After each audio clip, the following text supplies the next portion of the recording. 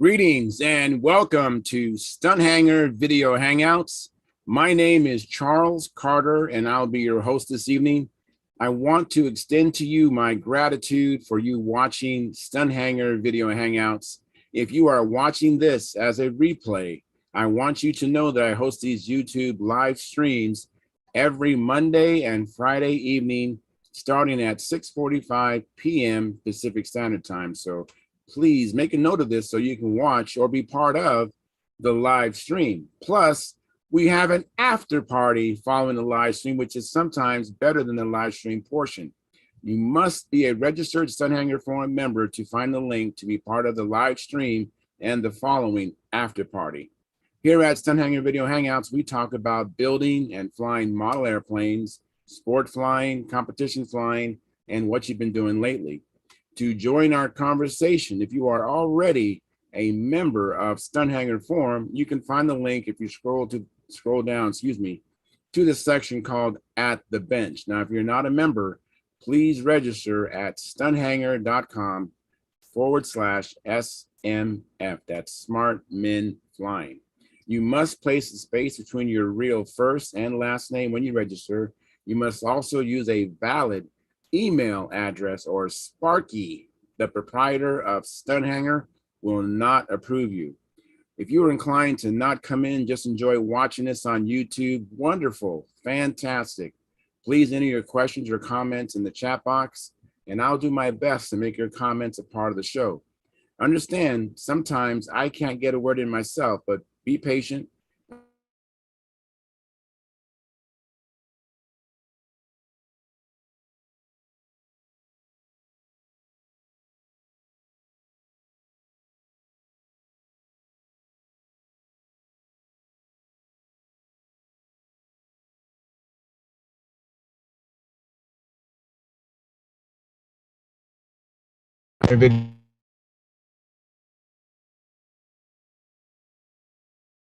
Interruption in my computer. Let me correct this here. Pardon me. Sorry about that. Anyways, if you find the programming interesting and informative, please give us a thumbs up. Give us a like. Show us your appreciation. Also, consider joining Sparky's YouTube channel memberships, which start at just $4.99 a month, which is less than 17 cents a day. You can also use the super chat, which is located at the bottom of the chat box, to make your donations.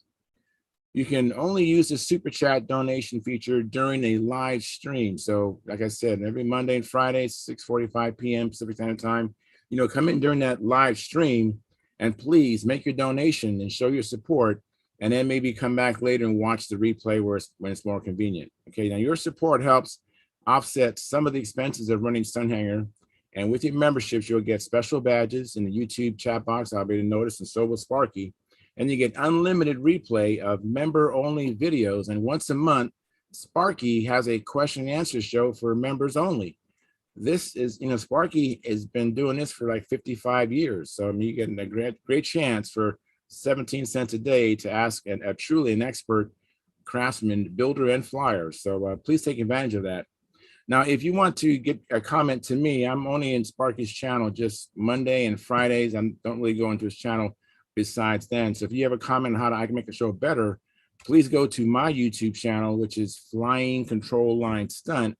And there's a video that Sparky shot, actually, of me flying at the Nationals. Go ahead and comment there, and I'll get notified, and I'll be able to respond to you quickly. I want to thank you for your past, your present, and future support. You are making it happen.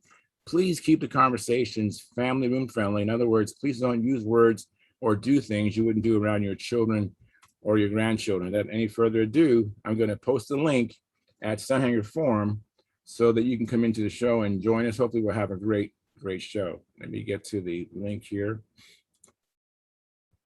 And that's going to be posted. Hey, there it is. It's posted now. And let me go to the StuntHangar channel. I'm going to see what's going on, what I call the control panel. And so can we go in here? And it looks like, well, we have 7 concurrent viewers, 3 likes. So if you haven't hit the like button, please do that for us. It really helps the analytics of the show.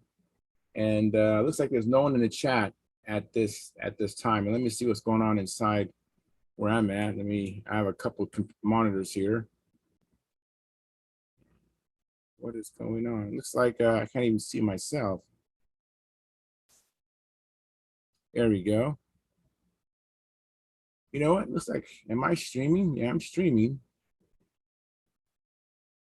I wonder what's going on.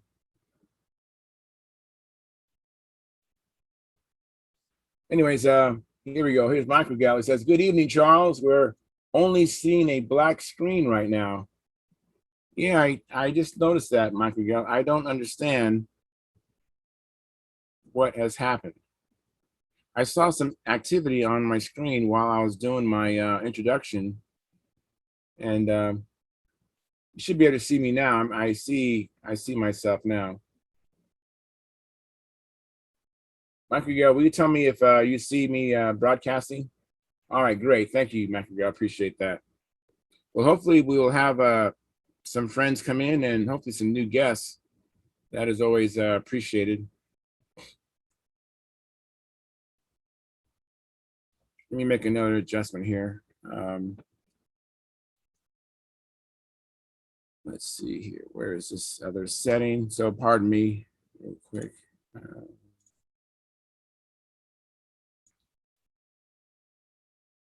Okay. All right, let's see here. All right. Anyways, I hope everybody had a good week. I actually had a pretty exciting week. You know, I actually been working on my SV11 electric ARF, and I actually had some help with my friends Steve Hines and Dennis Adamissen, and was actually able to get the motor to run. And it's kind of like you know, the first time you start an airplane, it's kind of neat to see the motor running. Well, in this case, it's an electric motor, so this was a new thrill for me. Now, we did all this outside of the fuselage, so had the motor. I mounted the motor to I think it was some G material, and then I hooked up the ESC, the KR governor, and the battery, and was able to get the motor running, saw it spin up, and saw it delay, and waited for me to, oh, plus the beeps, that beep, beep, beep, and then it started running. And I was like, wow, that is so neat. And then we commenced, I think the next time we did it, Dennis Adamissen came in and we programmed the ESC. And I have a little small handheld programmer, and we went through the motions on that, you know, just configured it. So it's kind of neat. I'm really excited. So looks like my first friend to come in is Gary Sinclair. Gary Sinclair, I see your name and looking forward to seeing your face. So I think Gary Sinclair is connecting. Here we go.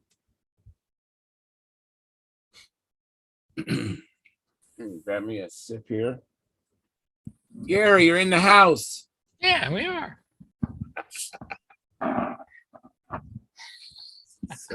So how you doing, Gary? Good, pretty.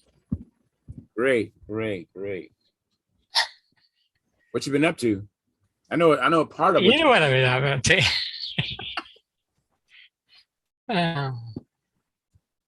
Yeah, that's kind of our skunk works. We gotta keep it off the radar.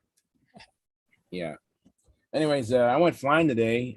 Out here, it wasn't so windy like at the Nats, but the wind was treacherous in that it was coming from different directions.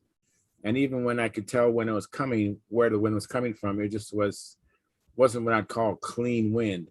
You know, it was buffeting the plane. And so I didn't feel very comfortable. And it was not a contest. I wasn't going to risk the plane. And this plane I flew today, I don't think I've mentioned it before. It was an impact.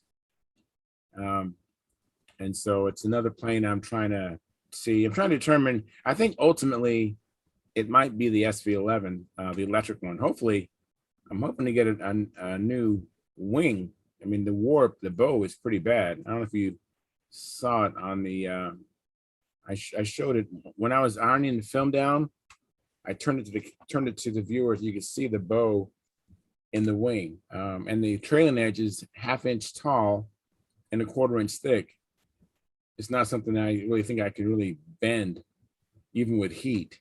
I mean, maybe, but I'm thinking it might come right back. So I really want to get a new wing. And I bought the kit through a dealer, a Brodak dealer.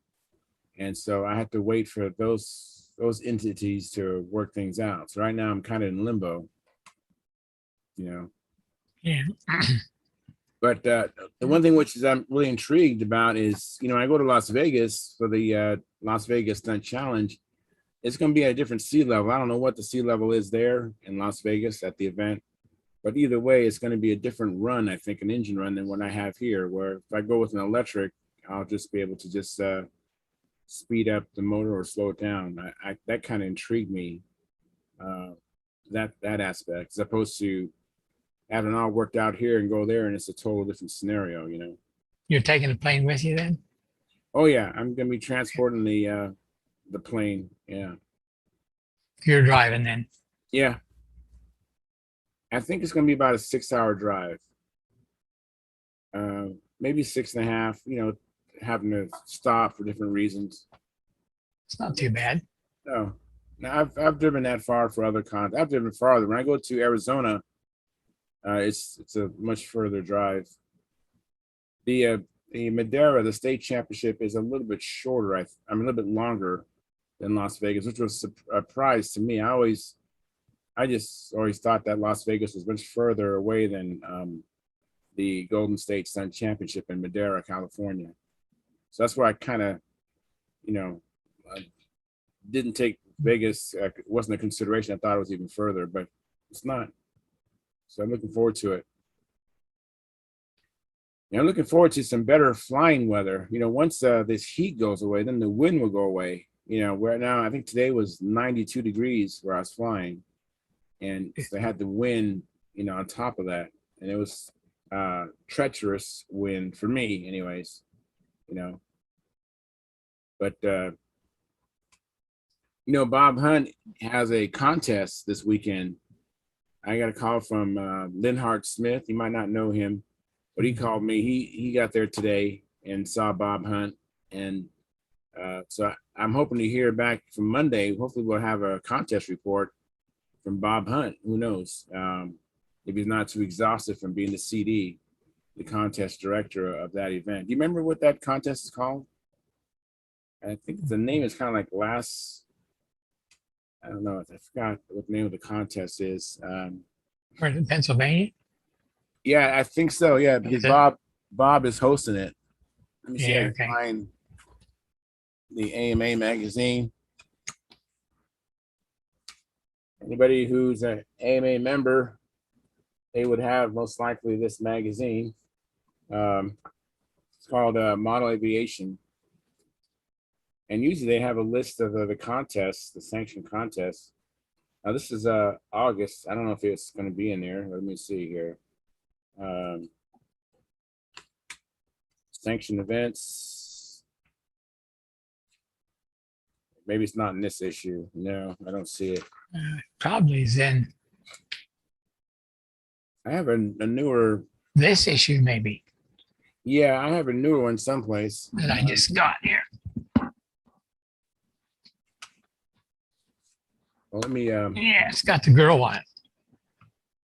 This Oh, is I the haven't la- even seen that yet. I don't this think is the that's last been- issue. Or Oh, the- wow. Wow. Man, you know what? I haven't even received that yet. Maybe I'll get this it is this tomorrow. month. So Yeah, I haven't maybe gotten it maybe yet. it's in it.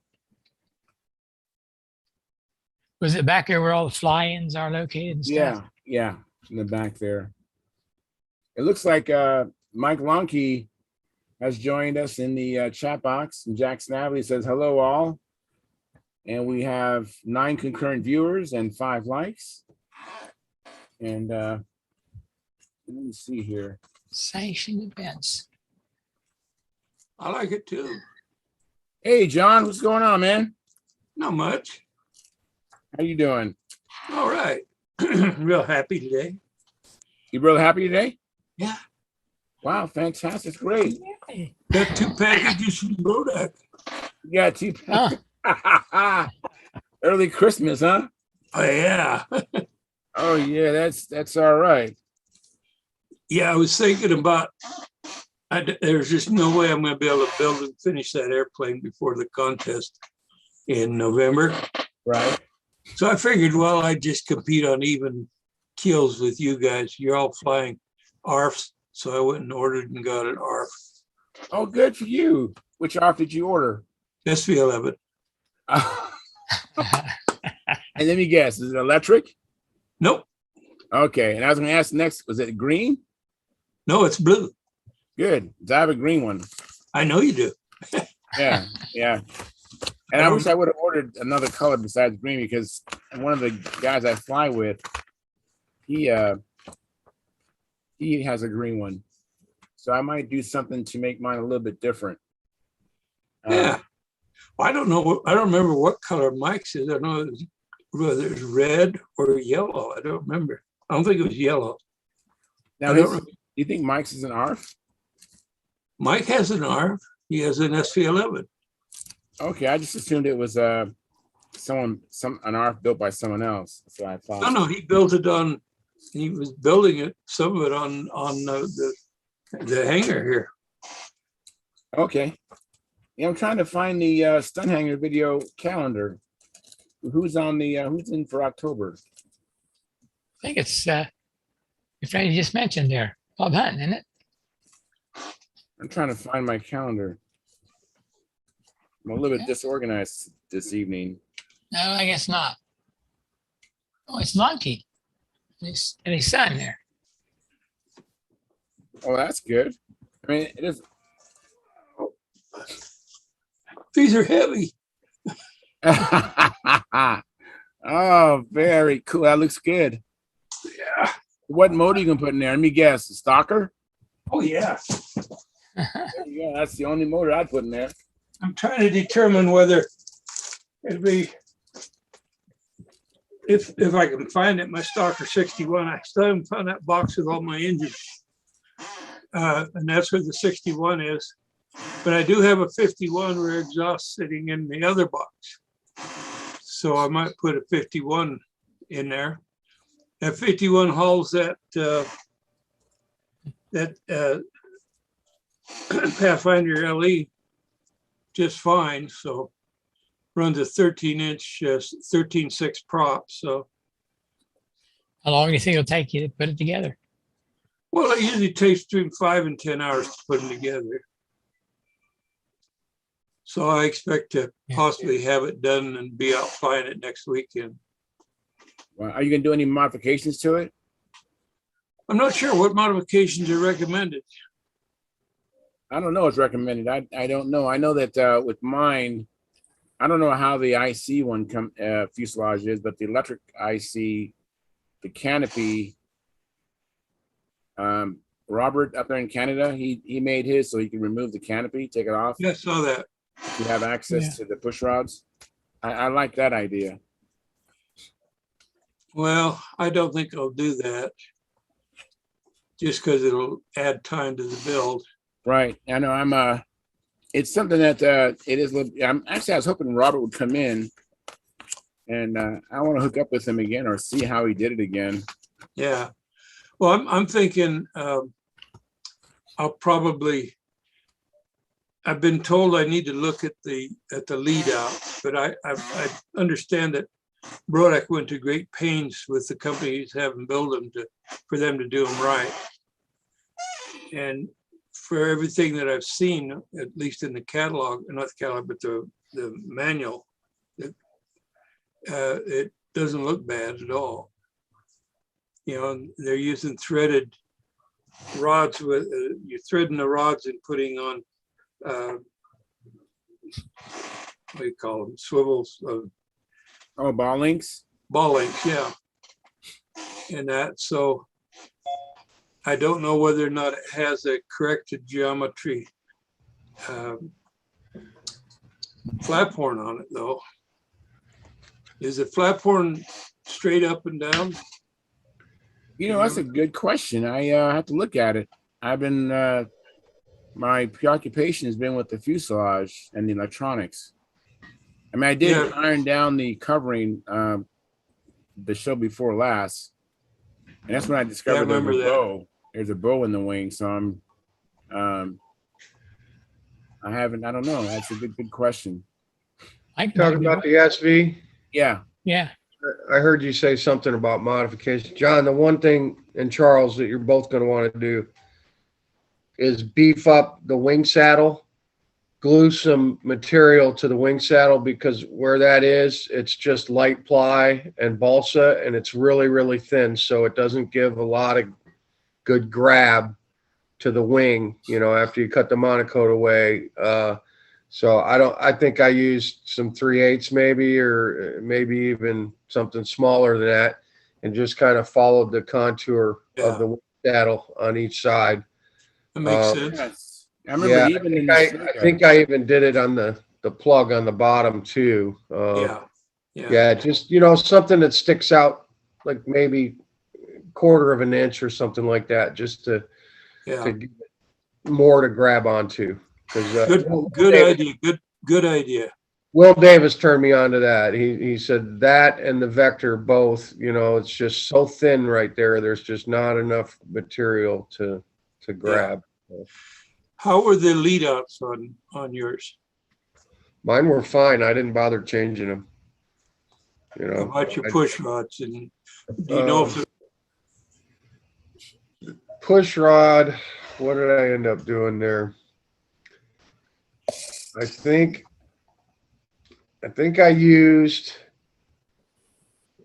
I made my own, actually, because I wanted to come in to the horn at 90 degrees, and the supplied push rod didn't allow you to do that.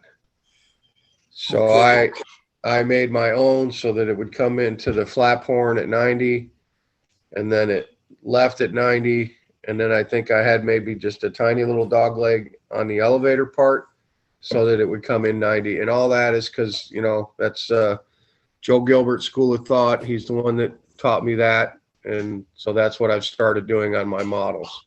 Okay, what about from your belt crank then to the horn? Did that come in at 90 degrees I made it come in at 90. So yeah. You did a dog leg up and then over. Yeah, I mean, I want to say there's already some jog in that, because what they want you to do, there's just a 90-degree bend in that push rod, and they want you to come in and put it up through the bottom, and then when you got everything secured in place, it won't come out. It's trapped. Yeah. I believe that was the way that was. Man, you're talking last year, so my memory slips me. Is it But that long ago that you built that? I was flying it last year. Yeah, I was flying that in 2020 for Seems like just a month ago. Yeah. No, I flew. This is the second season for that. Well, as much of a season as we've had the last 2 years, but and I did not trust. I mean, I did use the push rods that were in there, the carbon fiber or China fiber, whatever you want to call it. I did use those, but I did not use the metal supplied ends that were in there. The other reason, because I made my own dog leg from the bell crank to the flap horn, is I swapped them out. I swapped out the ball links for Dubro ball links. I did not want to use the Chinese ball links that were supplied in there because, I just didn't want to use the Chinese hardware, and I wanted to use the Dubro stuff. It turns out I was right to do that, because Will Davis told me, they had an SV11 build with their club. They all built ours, like 5 of them last year. And Max Flo lost his on like his 6th flight because the ball link pulled out of the metal threaded rod that came with it, because he just didn't have enough bite in there. There just wasn't enough bite when he put it all together, and he lost the elevator on a flight on a pretty new airplane. I mean, it didn't have any flights, and he lost the whole thing. So, But I mean, I swapped them out anyway because I looked at them and I just kind of went, these are kind of sketch, man. You know, so I was like, okay, I'm going to swap them out for Dubros.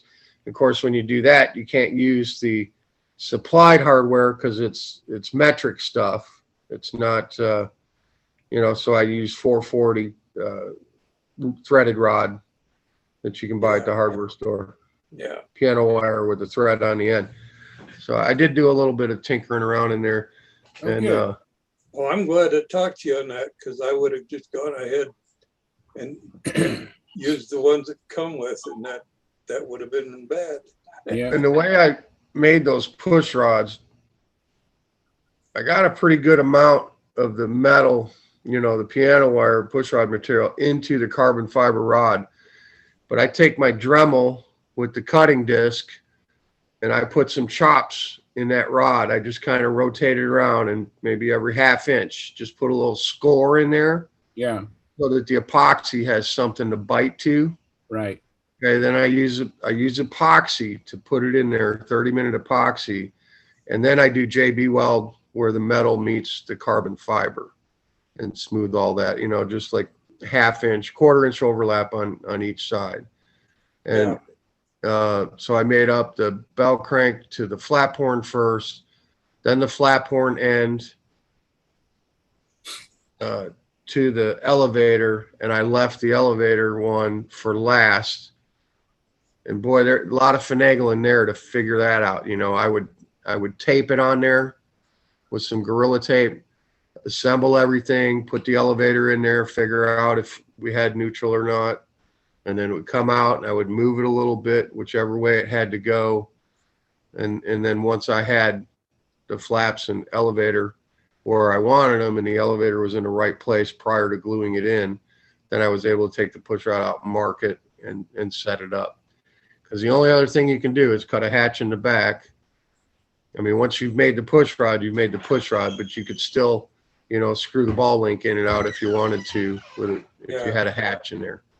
So, and I think there's some kind of oval cutout back there that you could. Yeah, I saw that underneath You the can film. cut the material out, but it don't leave a lot of room to. Yeah, I that noticed off. that. I thought it wouldn't be doable. I know. I think Will and those guys were making bigger hatches on theirs, you know, but then there's a weight penalty because you're adding more stuff to it. But Let me say hi to Walter. Walter, thanks for coming in. Good to see you. Hey, y'all. How's it going? Doing well. Doing well. Where's your popcorn, Charles? It's right here. I got to open the bag, though. I haven't cracked it up yet. And Mike, how you doing? just fine, Walter. Just fine. Yeah, go ahead. I got 2 bags, too, so. All right. Okay, yeah. Yeah, 2 hours worth there. You got Sam wanting to make a bag of popcorn now. He's sitting over here off camera listening. All right. Gary and John. Hey, Mike, are you and Sam on the October calendar for this month? I'm trying to find my StuntHangar video calendar. Yeah, We are October. I actually got it up right here. Yeah. You mind sharing with us? Nope, I do not. Because I was such a slacker and a deadbeat, I didn't send pictures, but Gary is very good at capturing pictures off the internet, so he stalked me on Facebook and from the Make Nats you site. big so that the whole world can see it. Let me make you the spotlight for everyone. And that's what Gary came up with. Oh, that works. Oh, yeah. Yeah. Wow, look at that. Sam with his half-A trophies, Sam flying at the Nats, Sam's airplane for the Nats, and Sam getting a trophy. I think from Derek. Yeah, that's the year he took second, I think, or third. I'm not sure. That's cool. Thank you very much for that, Mike. Mm-hmm. Awesome.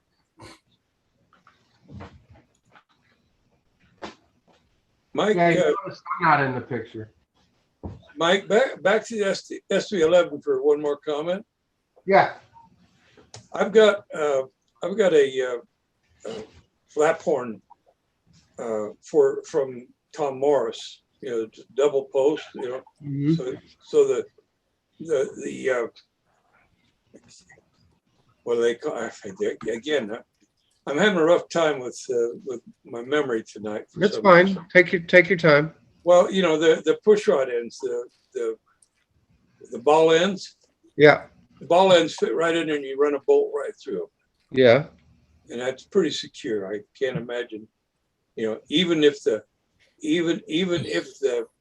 swivel or the ball was able to get out of the race, it couldn't go, it wouldn't hurt it that much. It can't go. Yeah. The Dubros actually come with a little cup looking thing. It's not really a washer, but it's big enough that if the ball link popped out of the plastic wouldn't go over that. That's So, good. That's yeah. good. Yeah. Well, anyway, so I'm wondering, I want your affirmation. Think that'd be a good thing for me to do, is swap that flap horn out then for this Tom Morris flap horn?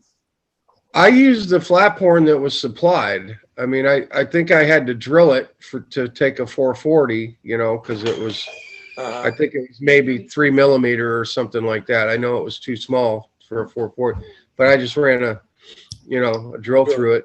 Yeah. And opened it up. And I mean, I used the supplied flap horn because if you're going to use Morris's flap horn, then you're going to get into the spacing, or is it one that you bend yourself? It has to be bent. Yeah. It has to be. Well, then you could make it what it needs to be, for sure. Okay, But, that was my question. I felt like it was the right thing to do, but I just wanted to get another second opinion on it.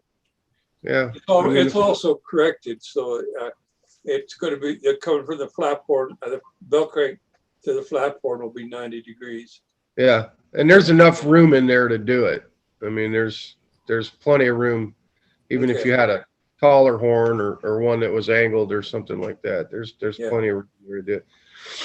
The other thing I would suggest too is don't use the tail wheel cutout that's on there, because if I remember correctly, it just goes into soft balsa or something. It's not. Oh yeah. It's a 90-degree bend that just goes up, and they want you to epoxy that in, and that came out right away. So I ended up, making a piece out of light ply and just gluing it to the bottom, of the airplane. Well, I know how to make a really neat little tail wheel that you just squeeze it and you take it out. You don't put it back in, it locks in. So that's what I'll do. Yeah, I've seen those. There's a neat one on this take apart ringmaster that we have. That Masahiro made that goes in with just Look at that. one screw. Yeah. And you take that screw off, and I guess he took the wheel off as well, because then you feed it back through the hole. Okay. Take it out. That's neat. But this airplane came from Japan and went to Brodax with this guy in a case. He had a small case for it. This is a fully take apart, tail comes off. You can see the screws for the elevator there. And then you can see the crack in the fuselage. There's a screw that goes up there to hold that on. There's another one. If you look here, you can see the line. Okay, so that screws on, the wheel comes off. So the fuselage breaks into two pieces and the tail comes off. And of course the wheels come off. And then he had built a really nice case for it. But at the end of the week, I know I've showed this to you guys before. He gave it to Sam. He didn't want to take it back to Japan with him, so he gave it to Sam. All up like 23 ounces, super light, covered in Japanese tissue. Even the push rod too is screwed together here. This carbon fiber push rod has a threaded coupler in it to screw it together. So Sure. very nice airplane. We got our ringmasters out for tomorrow. We're driving down to Huntsville, Alabama, to go fly with Ty Marcucci, John Rist, and Ronnie. Tell the old chief hello from one swabby to another. I will. As long as we're showing ringmasters, we'll show the other one. I know that was just a month or two ago. I put together this ARF ringmaster that we won at the El Dorado contest. This one has not been made yet. Very nice. We've got the one I just built here in the last 10 days or so. I finally got it finished and Are you gonna fly all three of them at once? got the motor broken. Well, no, we're gonna fly this one and the ARF in combat. We're gonna put streamers on them. We're gonna fly combat with them. Cool. The take apart is just gonna get a couple of flights on it and get put away.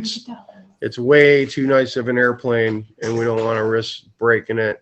Yeah. Actually, the only time we fly Ringmasters is the Ringmaster Fly-a-thon. That's the only time we get them down and fly them. And then we got one more that we built. This is the first plane Sam built with me. This is his junior Ringmaster. Oh, nice.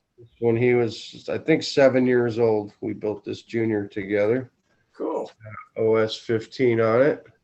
And this is another one that just never gets flown. You know, it gets covered up and oiled and put on the wall or on the hanging rack, and we just pull it down for Ringmaster Day, you know. So, Cool. Yeah, I have another question for you. Mm-hmm. Do you still have that boatload of AMA darts? Jeez. Yeah. Were you not on last week when Len was busting my chops over that? No, I wasn't. The only reason I ask is I'm working with a bunch of Cub Scout age kids, boys, got a dozen of them. Today, we meet on a Friday at 1 o'clock, right? They go right out of school at 1 and come right over. And we made those little Estes rockets, the little ones, Yeah. Mm-hmm. for them to, learn a little bit about model rocketry. And next week we're gonna take them out and launch the rockets, and then there's 3 adults, and I don't have anything to do with the rockets. It all belongs to the adults. But they've got some, big rockets like that, and they're gonna be launching those too.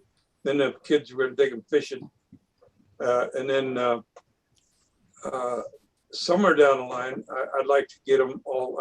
I'd like to get them all building an AMA Cub. Yeah. Well, it's funny you brought that up, because just last week Len pulled his out and he started waving around, and all the guys were giving me guff about it, because that was my plan last year, was to send them all out to you guys so we could do a live build, and I still want to do that. I think I'm here. I hear you. John's asking about Delta darts for Cub Scout group, so I thought maybe he was just giving me some grief too. But I think I only had 10 kits left in the deal and to pass out to the StuntHangar guys. Oh, but okay. but I don't think that's going to be enough. So I was actually it's on my list of stuff to do, to look at the Midwest site and see if they have any more build packs available, because I want to say there's 40 kits in a build pack, but they were out of stock for a long time. They weren't available. You don't get them from AMA, you get them from somewhere else? Not the big build pack. The one I got came from Midwest. Oh, okay. Yeah, that's fine. Yeah, Midwest. I mean, you can buy them from AMA, but you're going to pay like $6 a piece for them. When you buy them from Midwest, they're like $2 a piece, and they're not individually packaged. It's a box with 40 plan sheets, a huge stack of balsa sticks, and 40 propellers, the whole gambit. What does the pack cost? Man, I want to say, I think it was like $70, 70 or $75. That's what I'm saying. You get 35 or 40 of them, so it was like $2 a model. Yeah. But that's the quantity that you get. You can't get 10 or 20 or what, it's whatever their educational pack is. And then, yeah, I mean, SIG sells them and AMA sells them, but you're going to pay, 3 times the I money. can remember when those are less than $1 a piece. Oh, yeah. Yeah, well, everything's changed. It's just the world today. Yeah. Whatever it costs, it's worth it, though, because guess what, guys? If you look at the gloom and doom, even on StuntHangar today, it's just overwhelming. Hobby shops closing down. The Ringmaster thing, a lot of guys not doing it this year, and we got to keep it going the best we can. Absolutely. Lenny, But, did you Stay just, positive. did you what's just that? miss my Ringmaster show? I just showed all the I Ringmasters. did. I missed it. You got them all ready, do you? Me too. Naomi and I have got the car loaded for tomorrow morning, and we're headed out to fly close to Toronto tomorrow. Good Got to deal. drive Yeah, 3 I hours, but just gotta pop these in the truck. We got an hour awesome. drive down Yeah. to Huntsville. And that's I just awesome. found out too, I was a little disappointed. So last year we had this nice little place in over grass, which Yeah. was cool. We're flying at the stadium in Huntsville in a parking lot, in an asphalt parking lot. So Oh man. Ringmaster Combat might not be the smartest thing Yeah, for me. that might not be a happening event tomorrow. Oh no, we're doing it. I On mean, concrete? Oh my why not? God. Why not? We can. Wow. We're pretty good to get. We can follow each other through figure eights Okay. without. Yeah, okay, that's fine. As long as we're talking Yeah. to each other. Yeah, If we're yeah. talking and we're just following each other through big old lazy eights and Yeah, that's closing cool. Yeah, not We'll be- hardcore, not hardcore combat. no. Okay. Yeah, not go for blood kills or anything. We just want to try Yeah. to get. I used to always talk about that when I was younger. Just imagine what hardcore concrete combat would be like. Oh Well, Hey, I I got a don't- better event for that than that, Len. yeah, what's that? You ever did the trash can event? Oh, I've heard all about the trash can event. They did it at our Nats one time here in Canada when we used to have a Nats. Straight out of the wing over, and the most amount of weight based in the pail wins. Yep. But the way you have to do it though is you weigh you go by percentage of the weight of the model, not the total weight that ends up in the pail. Well, So in we other words, just, Oh, weigh the airplane before he flies it, and then it's the percentage of the amount of that weight. we just oh did wow, it. that was pretty accurate. Yeah. We just did it by the amount of the airplane that was not in the barrel. Okay. You Hey, know, Mike, yeah. were you talking about some kind of a kit that has multiple kits in it for little clubs and things like Boy Scouts and Cub Yes. Scouts? Yeah, I'm looking it up right now. Midwest is out of stock, and their price for an individual is $5.33. But These planes are set up for engines. no. These are stick and tissue little rubber band airplanes called the Okay. Delta Dart. all right. I They was actually thinking that don't might be fly nice bad to at make all. contributions to certain clubs. You know, Boy Scouts, Cub Scouts, especially YMCA. Yes, correct. Because you can build it. Well, I can build one in about 15 minutes, but the kids can build it in about an hour usually. Then you can take them out and fly, and they fly pretty good, actually. Oh, wait a minute. Here we go. Delta on Amazon. Don't say out of stock. Don't say on Amazon, John. Delta Education, the Dart Balsa plane kit, a pack of, hold on, let me see if I can find what it said. I can't find the number in the, but it's $57. 35 students, so 35 airplanes for $57. That's It's not bad. on- That's Amazon. Yeah, it's on Amazon. Are you on Amazon? You know what? I'm just gonna buy one, and I'll. How many kids you got? You got 12, you say? Yeah, I got a dozen. All right, I'll get one, and then I'll send you what you need, and then I'll have enough to cover everybody on the Hangout too, and we'll get that done. You want me to donate? I can. No, John, it's only $60, and it's Prime free delivery. It's $57. Don't worry about it, man. It's fine. Okay, I'll be willing to. You can buy me a beer in Vegas, okay? I'll do that. All Yeah, right. might be Interrupt green you guys beer. for a minute. I want to catch up on the chat box. You know, Yeah, I talked go ahead. earlier about Las Vegas, and Will Davis chimed in. I guess it's at 2,001 feet. I was talking about the sea level earlier. So thank you, Will Davis. And then Mike Regel says, I was just going to mention that the strip clean lacquer thinner that was talked about Monday can be bought at Ace Hardware also. We have an Ace here in town, but I have to go up the road to Lowe's. Now, Mike Rigel, Mike was talking about the one that's for tool. What was it? That lacquer thinner, Mike? It was for tools, right? Clean tools and Tool and gun. yeah. So I don't know if that's the same one, but you want to make sure it's the one. What were the particulars, Mike? You mentioned that you have to look for in that lacquer thinner. It's the air tool cleaner. Is my camera still going? Because I'm looking at something else, but Yeah, your camera's still going. you can all still see me. Okay, this is it. Clean strip, lacquer thinner, cleans, sprayers, and tools. Yeah, so Is as that long as it's number clean, 4 at the sprayers and top? tools. Is that a number 4 in that circle? It says number 1 at the top, but the thing that Larry Fernandez said in his thread, which was very important, is it has to say that it's high solvency, because that means high VOC. Because there's other brands or other cans of this same stuff that are not high solvency, so you won't get the same results. Okay. So it's got to say, it'll say it right on the top and the back, high solvency. But Well, you yeah, know, that's what I use. I'm not finished, you guys. Still got more on the chat. Jack Snavely goes on to say, I use fingernail glue called Kiss. It's brush on CA glue. That is a glossy finish instead of coarse or rough. Works good for repairs. So I'm not familiar with that that item, but that's interesting. And then Mike Rigel says that's a good design for a take apart profile. I think it's referring to your Ringmaster, Mike, the take apart. Excuse me. Okay, yep. And then so Mike Rigel goes on and goes, so it's tomorrow is the Ringmaster Day. Tomorrow Yes. and Sunday. And I'm thinking the same thing, Mike Rigel. I'm going, oh my goodness, it's tomorrow. So I might have to talk And Sunday.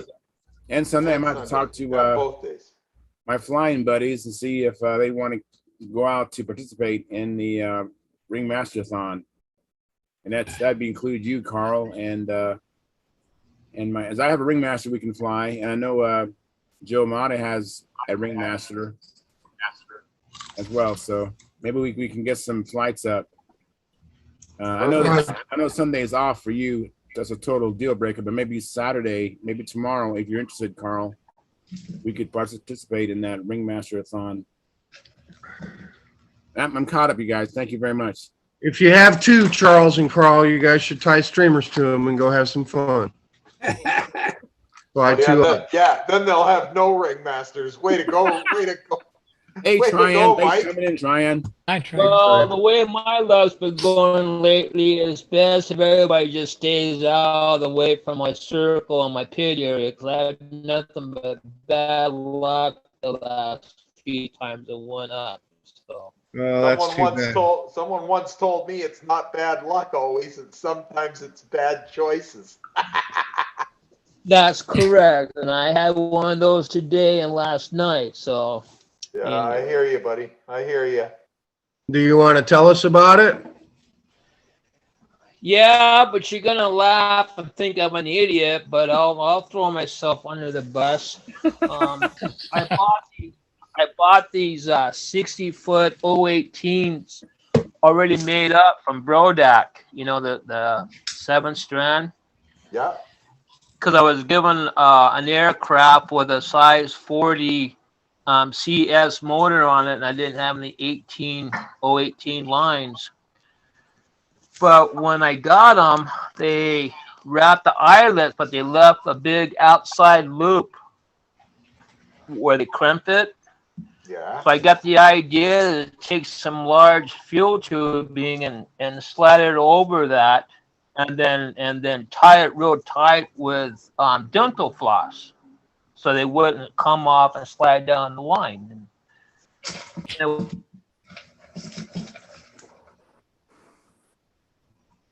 Oh, locked up.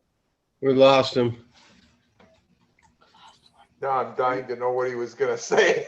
I know. Well, I was going to ask if they were the Sullivan lines, because Sullivan was notorious for leaving that big. The other ends. Back. So I was thinking about very carefully unroll the lines off the reel and set it real nice and neat on the floor to get to the other two ends, I'd be able to roll it right back up again. Well, it didn't work out that It'll way. work with a So shit, I from know. about Yeah, you only do that one 8 time. You won't ever o'clock, do that again. Yeah. I spent all evening and all morning long untying my line. And I got the first one done, and I had spare reels, so I just roll it up on a separate reel. And I thought, well, that one was hard because I was dealing with two lines, but now I'm down to one line. It'd be real easy. Right? I'll have it done about an hour. Well, I didn't get done with it till about 4:30, 5 o'clock this morning.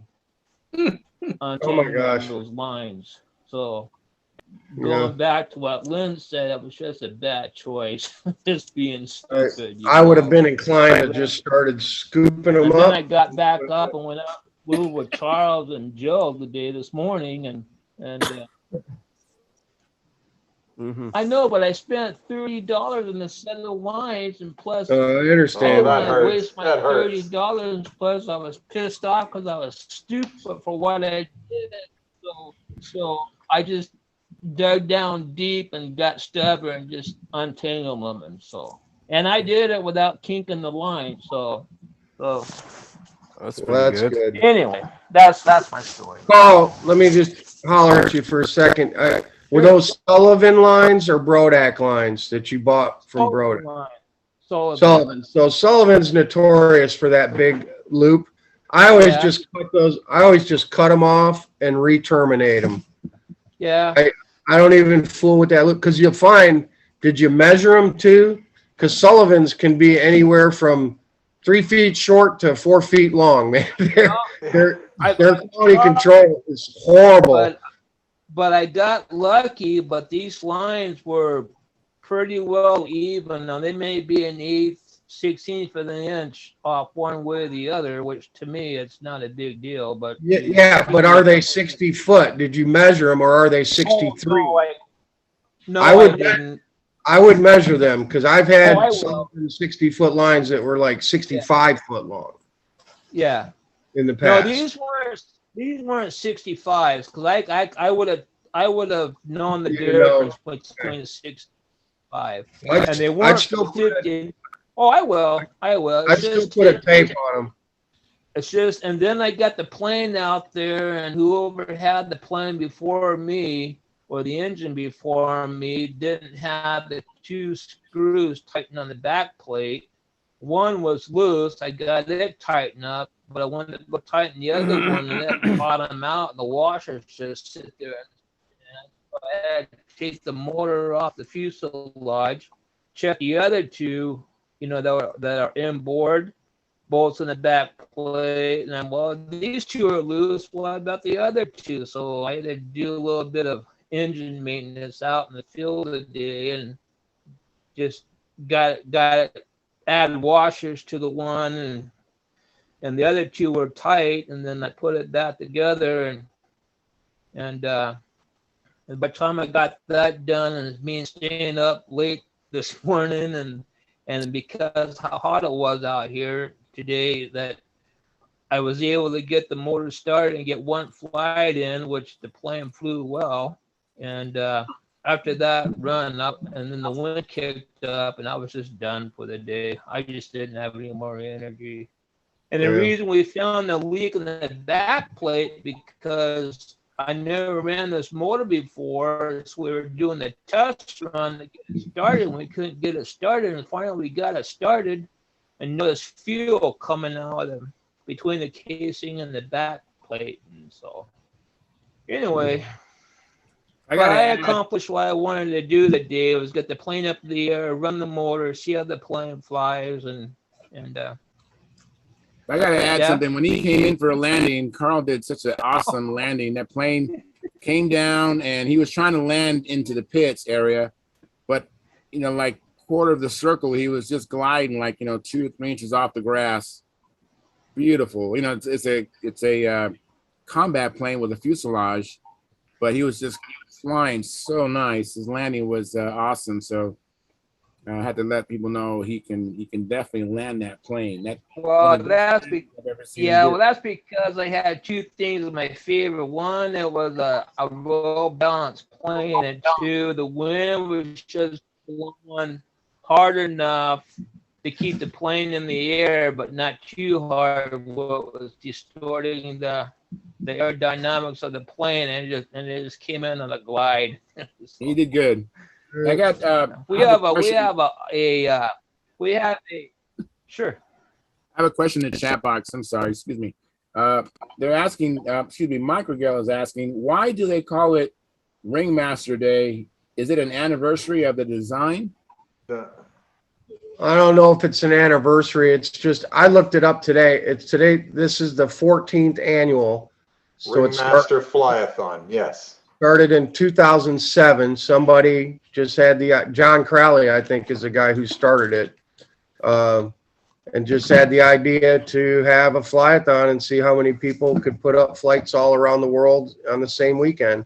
On And Ringmasters, that's there was right. over The idea, you're right, Mike. The idea was to see how many Ringmaster flights they could get up around the world on that Yeah. on that So weekend. last year was a little over I think it was 6,200 flights last year by 553 pilots. And they're gunning for 6,500 flights this year. And an official flight is takeoff. 5 laps. The 5 laps, 5, 6 laps, yeah. I thought it was 6. Yeah, I thought I it was can't 6. remember if it's 5 or 6, but it's something Yeah. like that. So the electric guys definitely got an advantage down there because John Rist, he had a setup last year, Ringmaster electric, big battery with a receiver and an RC car throttle on ESC. And he would take off 6 laps, land, take off 6 laps, land. So he would get like 8 official flights on one battery.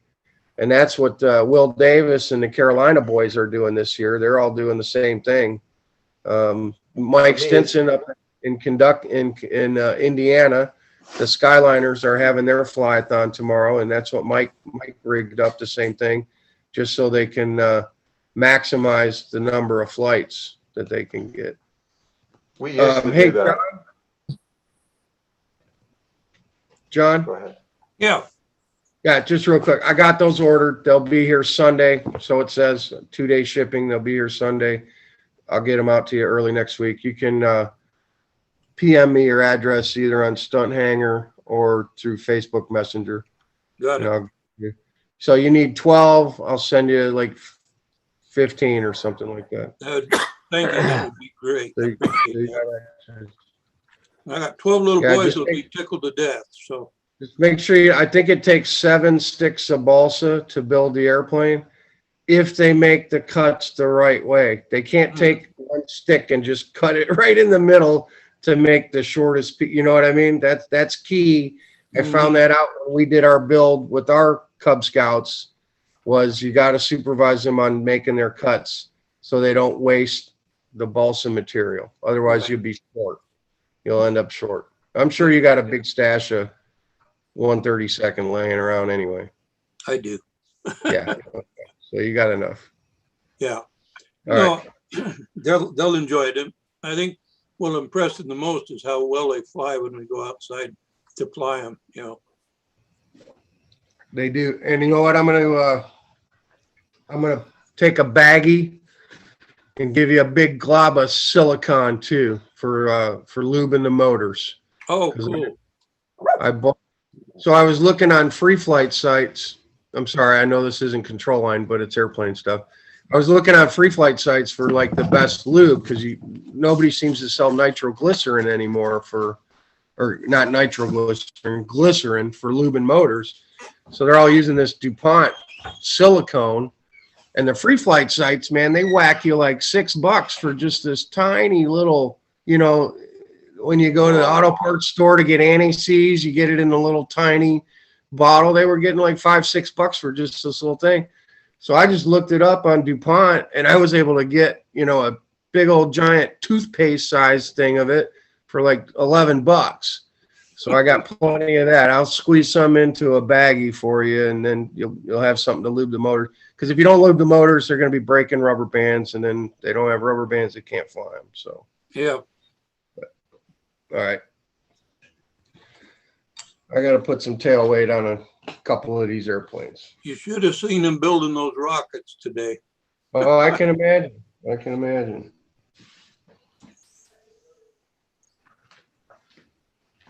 I have a comment from Microgel. He says, for IC engines, you can measure how much fuel you put in so you can get the 6 laps and most flights for the day. Yeah, if you have a clunk tank, if you have a regular stunt tank, it's harder. Yeah. So what we usually do is if you have a regular metal tank, you have 2 choices.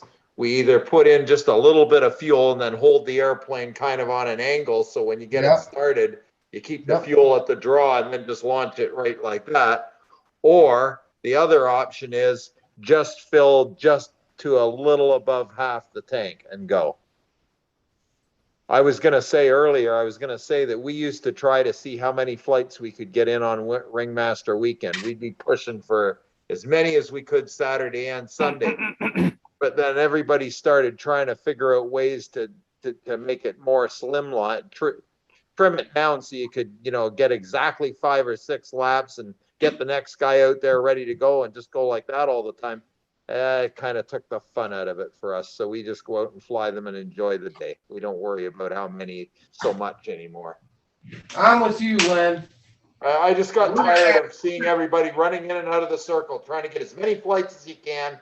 And I thought, you know what? This is taking the fun out of it. It's not as much fun as it used to be. We're going to have 2 circles, I guess. They said they got 2 circles. So I don't think. And that's okay. I'm not trying to say that what people are doing is wrong or anything like No, that. no, I get it.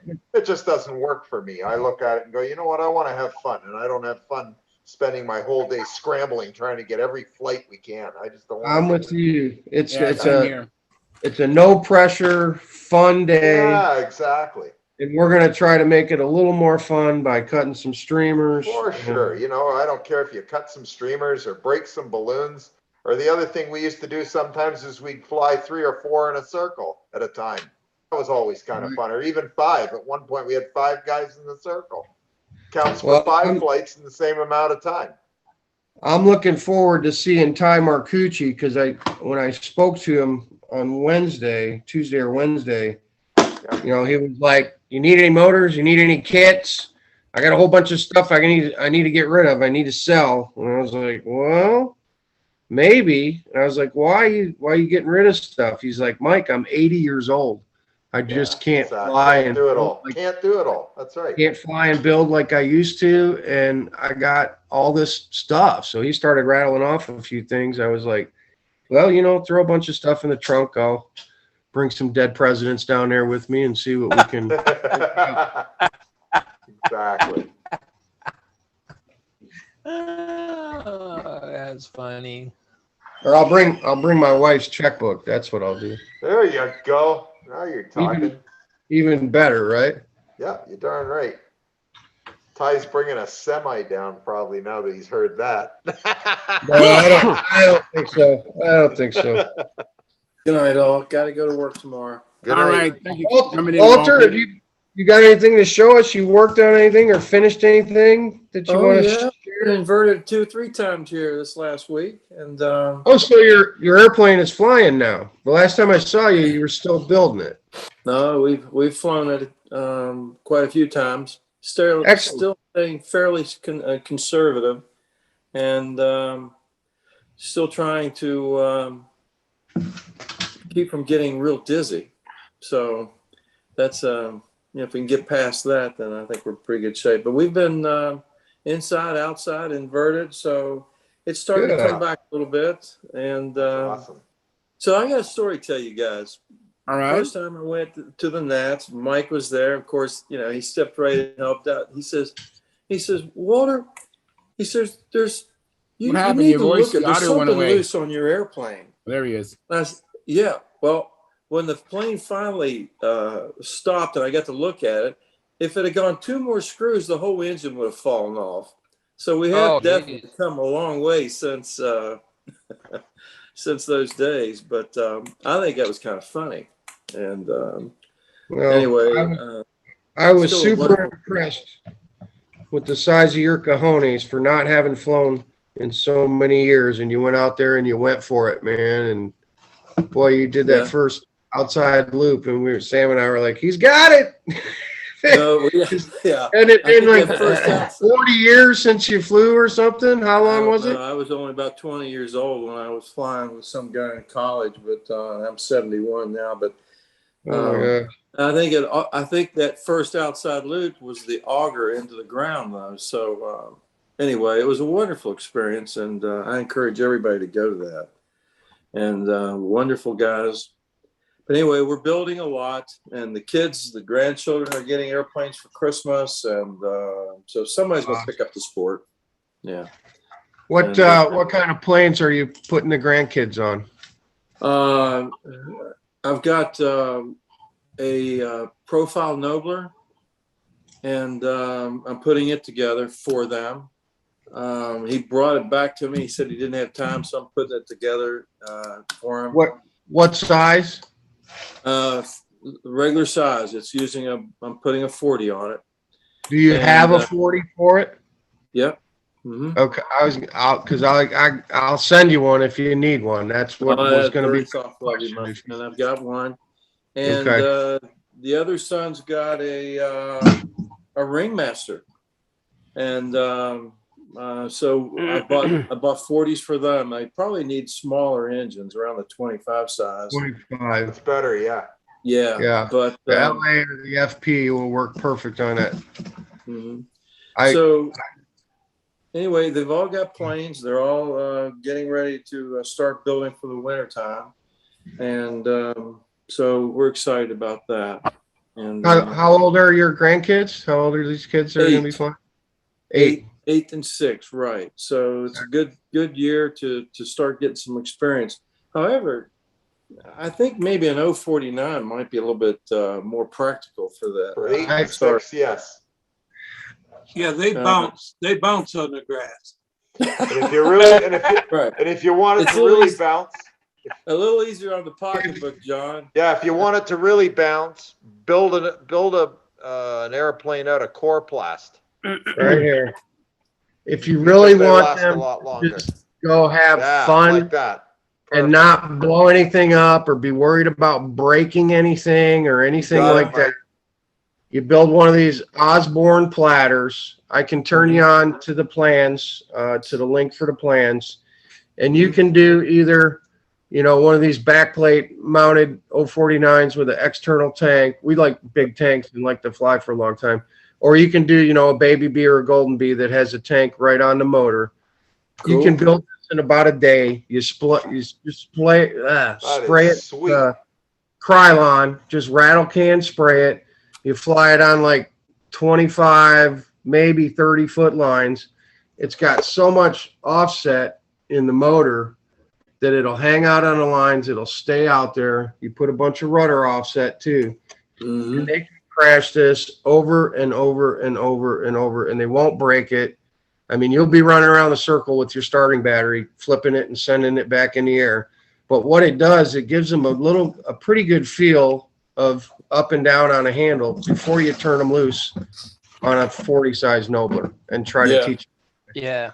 You can send them out to the circle by themselves after you've been out there with them once and show them, okay, this makes it go up, this makes it go down, and just keep it in the air, keep putting fuel in it, keep going.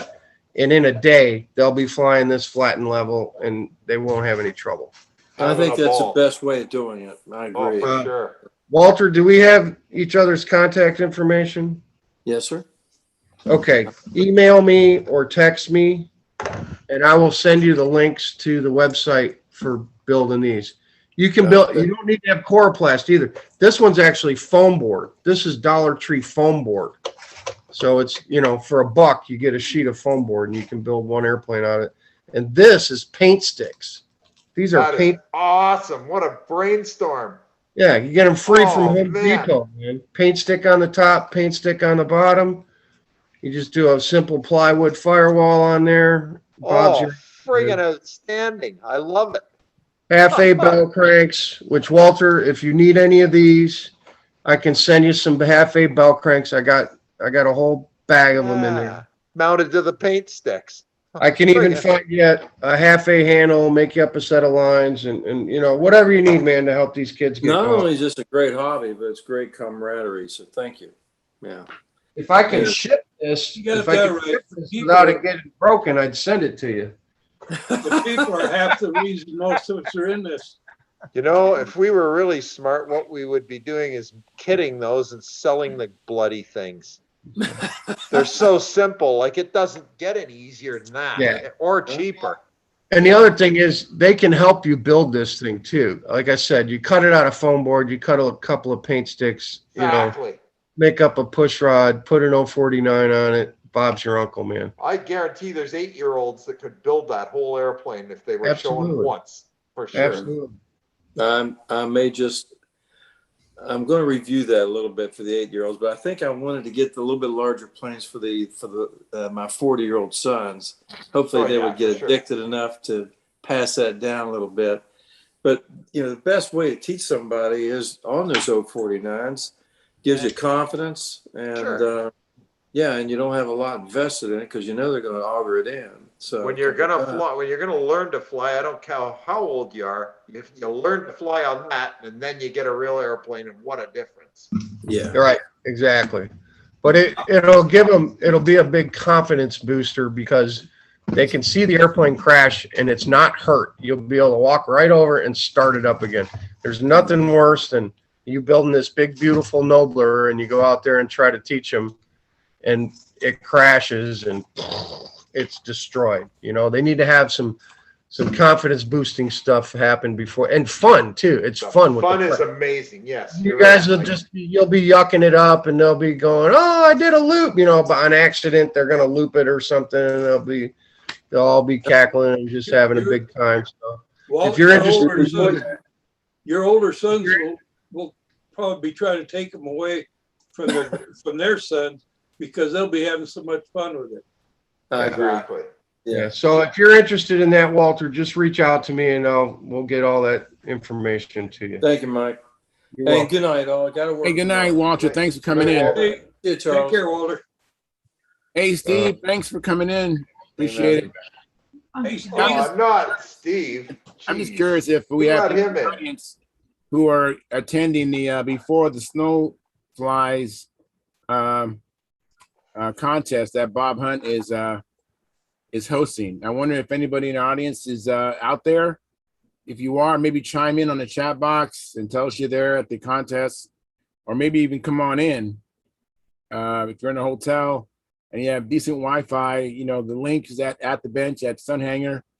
If you're a member of StuntHangar Forum, come on in. Hey, I never got to tell you about the other kid I got, Charles. Yeah, You want to see it? yeah, absolutely. Can I ask one more ringmaster question and then I'll shut up? Go right ahead. They go around in a circle. Yeah. That's why they call it ringmaster. Len, where are these things supposed to balance at, man? I threw away the damn instructions. I don't on- know. I couldn't say. Right about where the spar is. Yeah, well, there you go. 25%. Careful, Carl. As far as I'm concerned, you balance it anywhere you can fly it. You balance it If where you it can flies still- best. Yeah, if you can Well, still it's fly funny. it, it's balanced. It's funny, the Brodak one with an FP25 is just about on the money. It's Yeah, actually That's pretty good.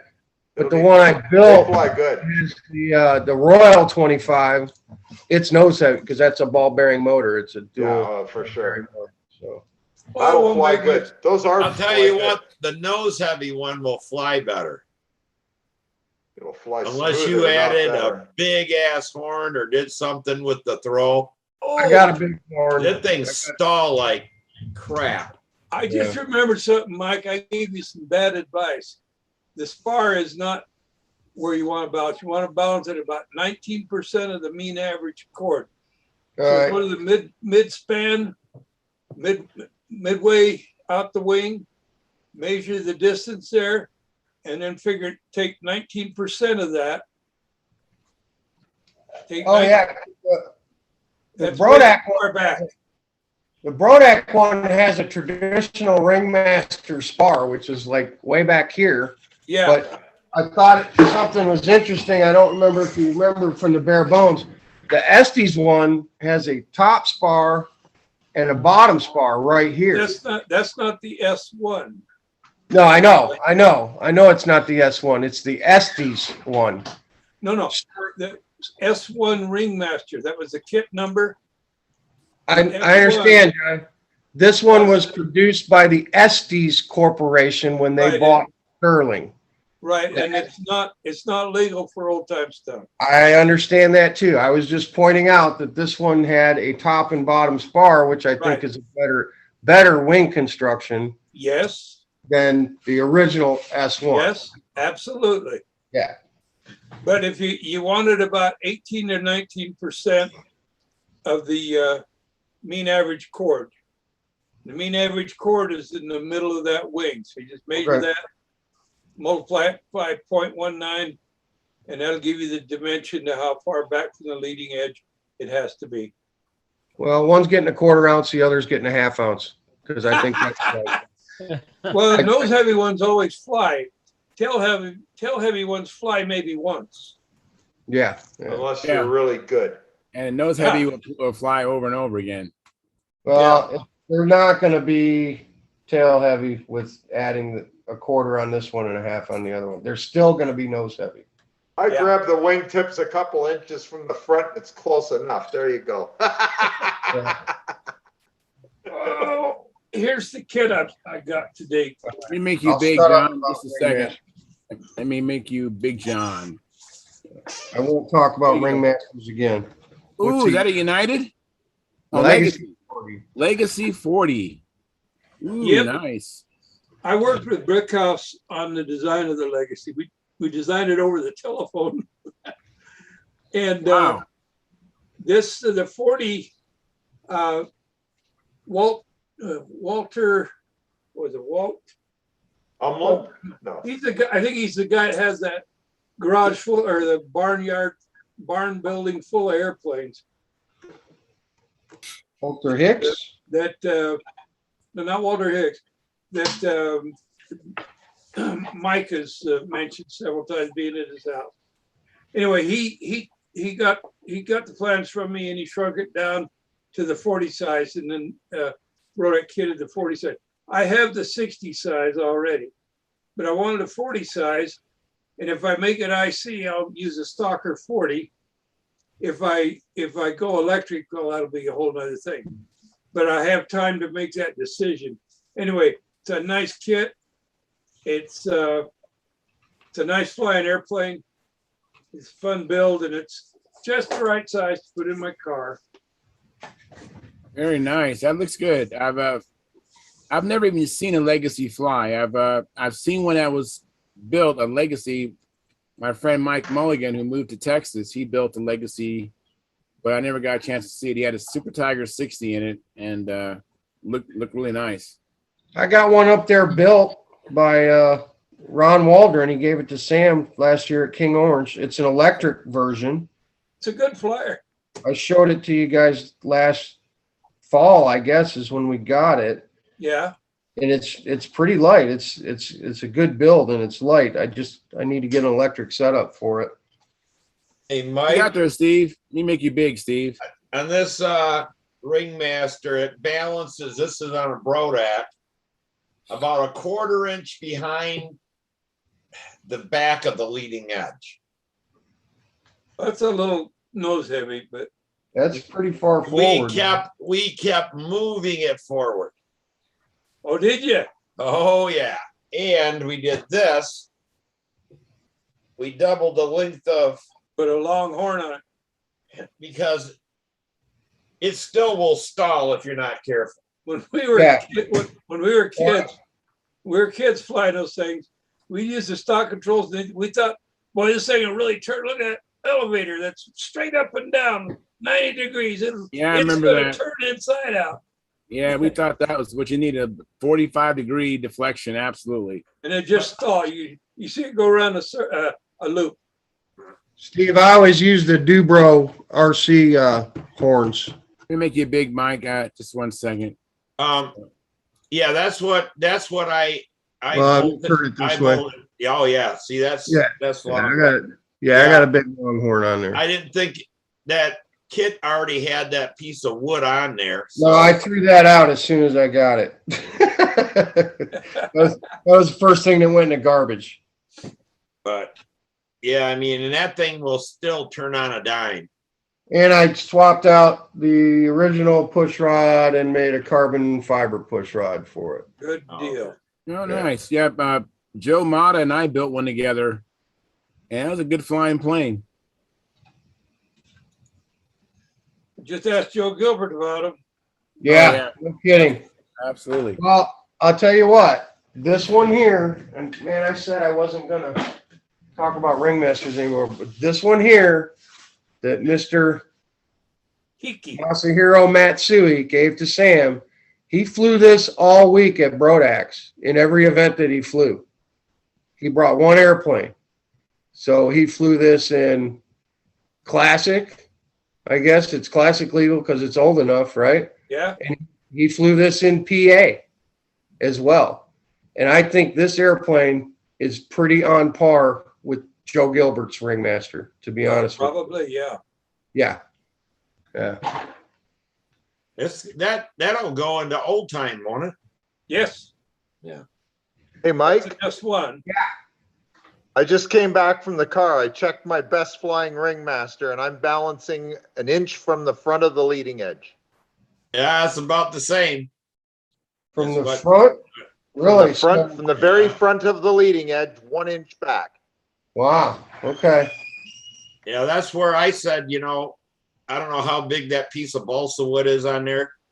That one balances a quarter behind the back of that leading edge.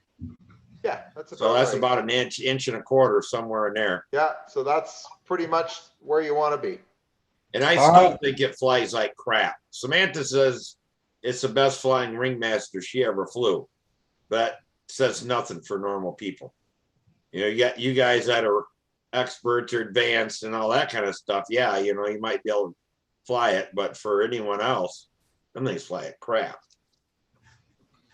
It was kind of fun building that thing, man. I haven't built one in years other than Sam's Junior, but it was, I don't know, it kind of brought back memories of being a teenager and putting them together, For sure. It's been years since I built a Ringmaster.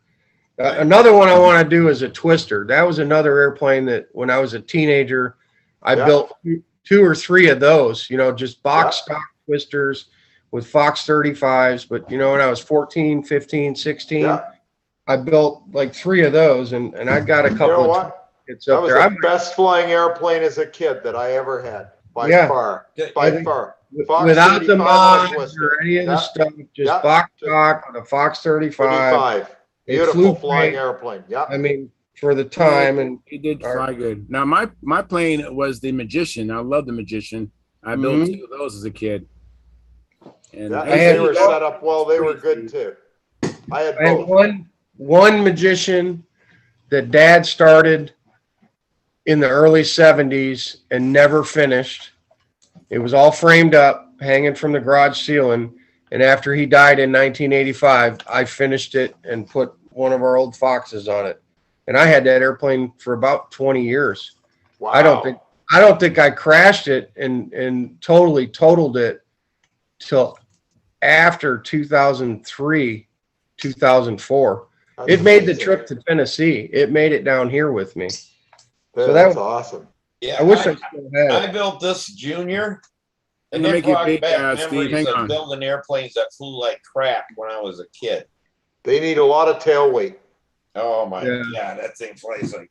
Hang on, let me see it again, Steve. I got you. Yeah, hold it up, Steve. What motor you got on it? Brodax 15. 15. Yeah, I got an LA 15 on mine. How much tail weight you got on it? Nothing. Oh, that's why it flies like crap. Doesn't fly good? Looks good. Hell no, it don't fly good. Oh, look how nose heavy it is. Hold it by the wingtip. And I got this one balancing about 1 inch from the leading edge. Oh, that's pretty good then. Oh, Yeah, you're all right then. It flies like crap because it's the Go Ringmaster. figure. Huh. I'm in shock. How much So I got elevator? a you lot of got? work in it with all the taping and painting and clearing and buffing, and it still flies like crap. Well, That's what too bad. That's what the problem is. You're supposed to build them so they look like crap and then they fly good. Oh, okay. Yeah, your plane looks good, Steve. That's a good looking. It does look good. Yeah, Ringmaster. Junior. Yeah, it looks awesome. But yeah, Well, let me catch up on the chat box. I got a comment that's kind of way back in the beginning, toward beginning when Mike was talking about the Delta Darks. He says, this is Mike Regal. He says the free flight guys can get their lube from auto parts stores for a fair price, but I forgot what the brand is called. Thank you, Mike Regal. And then Marcel Legrand, he says, evening, Charles and StuntHangar team. I guess we're the StuntHangar team. Anyways, and my friend Joe Mata, he says, I'm good for Sunday. All right, so maybe we can get some Ringmaster flights in, Joe, on Sunday. I know that's a deal breaker for you, Carl. But Marcel Legrand, he says, Charles, ask Mike to show the boys my Lego 40. I sent him a pic. Oh, okay. Yeah, my phone's over there been dinging. He probably sent me on something on Messenger. I'll take a peek and get it previewed or whatever. So Your Lego 40. Charles, Yeah, Carl. are you going to be flying on Monday? Yeah, I'm planning on it, providing the weather is good and not too windy. Is Yeah, that for sure? yeah. I Okay. got so many All right. days left before November and be here before I haven't. I can't remember last time I done a stunt pad. I can't remember. today wasn't it? No, I didn't. Today I was may see it crazy wind. It wasn't that. It was coming from all different directions, Yeah, and it it was was blowing really a hoolie. turbulent. And it was really turbulent. I mean, it was just terrible. We flew some combat. I didn't fly combat, but Carl flew, and another guy, Stuart Mossman, flew. I put up one flight, but it wasn't a very good day. So I didn't really go flying. I went to the park today. That's what I call it. Yeah. Did you get everything in the fuselage of that airplane? No, not yet. No, I had to prepare for. I fly every Friday with these guys, so I didn't want to go there with no plane to fly. So I didn't want to go there. You don't know that, Steve. What was that? Looping. Somebody's got you on. Someone might have another tab up, or no. no. Not The me. big Marcel wanted to show you his Legacy 40. So Yeah. I was gonna say I've got- Lego 40. What are you trying to keep? I up want to with see the Sam? Lego 40. I was curious, what is the Lego 40? Never heard Sam's of got a it. Lego. I can run Sam, go down get your and get my Lego. Lego 60. Big Lego 40. Hey, Howard Rush is going to be in the house shortly. All right. Hey, Howard, thanks for coming in. What can I Oh, the- find? The name I was trying to remember is Walt Moore. Walt Moore, okay. Watt more. What more? Watt Moore. Walt Okay. Moore, yeah. Oh yeah, Watt. We love Watt. Watt's a cool Yeah. dude. All right, there we go. Everybody That's see it. Marcel's Legacy? Nice. Okay. Let me, That's a nice sure. looking I can't legacy. see it yet. Hang on. I got it. Ooh, that is not Marcel. You got some talent on your aesthetics. I really like that. Yeah, that's a good use of checkerboard and stars and see-through transparent film. Wow, Marcel, you are really gifted, man. That's that is really nice. I even like the legacy font. You got it? Together? You gonna show it? Good me job, man. That's awesome. Yeah, that is really good. All right, can I stop? Everybody get a good look at it? I Yeah, did. we're good. Good. All right, so here, let me have that, Sam. Here's a Lego 40 if you want to see a Lego 40. Wow. Oh my That's a God. Lego 40 for you. Let me spotlight you here, Mike.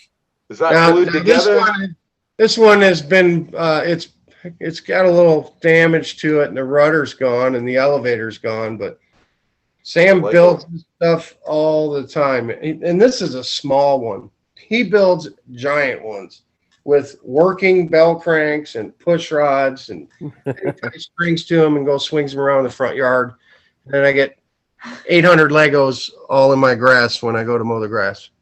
As long as This you guy is as long as you don't determined, walk man. barefoot and step on a Lego, that hurts. Oh, at nighttime, that hurts on the, oh, God. Yeah, he's just use imagination and having fun, but it's always control line airplane. I mean, he builds, and he's made some stuff that looks like an SV or like a Legacy, or he follows the details. He's out there Googling pictures of control line airplanes, so he gets them right. But The guy's got talent. yeah, he'll be an engineer or something someday, I'm sure. I don't know. He's gonna build your ass soon too. I wish he would. I wish he'd start building me some airplanes, man. That'd be nice. He will. He will. It's coming. Trade him Hey, well. Howard. How you doing, Howard? Maybe when you decide to build that tripod, I will. Okay, Can't hear you, Howard. now you can. Now we can. Yeah, Yeah, I like your sweater, Howard. Man, you should Yeah. show love it. yeah, a lot of people do. Yeah, you should paint your airplane that color. That's what I was thinking. You should just go ahead and just paint an Yeah. airplane like that. I could, I suppose. Then when you Just took a- it to the just World imagine. Championships, you could have white shoes on and white pants and a And shirt a that matching looked just sweater like to your your airplane. plane. Oh, that's a Yeah. great idea, Or Steve. just a clown suit, looking like this, yeah. Just got back from the meet and meet. All right. Oh, who won the hurl? Um, Rob Holland. Rob Holland. Rob Oh, Hall, good. he beat out Dennis Nunez, huh? Wasn't Dennis Nunez the former champion of that? I don't know who won last year, but Dennis won a couple years ago. Okay. Rob was just there to hang out with Tim Just, but we got him hurling, and I guess he's a good hurler. So how does that work? Take a Fox 15, you put it in your hands, you rear back, and you throw that sucker as far as you can. And the guy who throws it the furthest wins? Yeah. Yeah. It's Yeah, right up listen. your alley. It's right up your Listen. alley, man. It's for people that hate Fox engines, man. Oh, I hate it. We need an Enya 15 hurl. You do that. I hate Enyas a lot more than Foxes. Well, So you what know, was the results, Howard? Do you remember who won and what event? Well, Rob Holland won the hurl. David Fitzgerald won stunt. I wasn't there for Old Time and Classic. I don't, who won Old Time and Classic, Maryland? I forget. That was last Dennis week. Nunez won advanced, of course. didn't you make third? No, I was second. Oh, okay. Even better. Woohoo. Even better. Tied with David. Yeah. Is that with your new airplane? No, it's with the same old dog. That's what he wrote. That's what he put on his plain description on the score sheet. Same old impact. I think Jimby said that. Oh, did he? Yeah. I don't remember. I may have said that.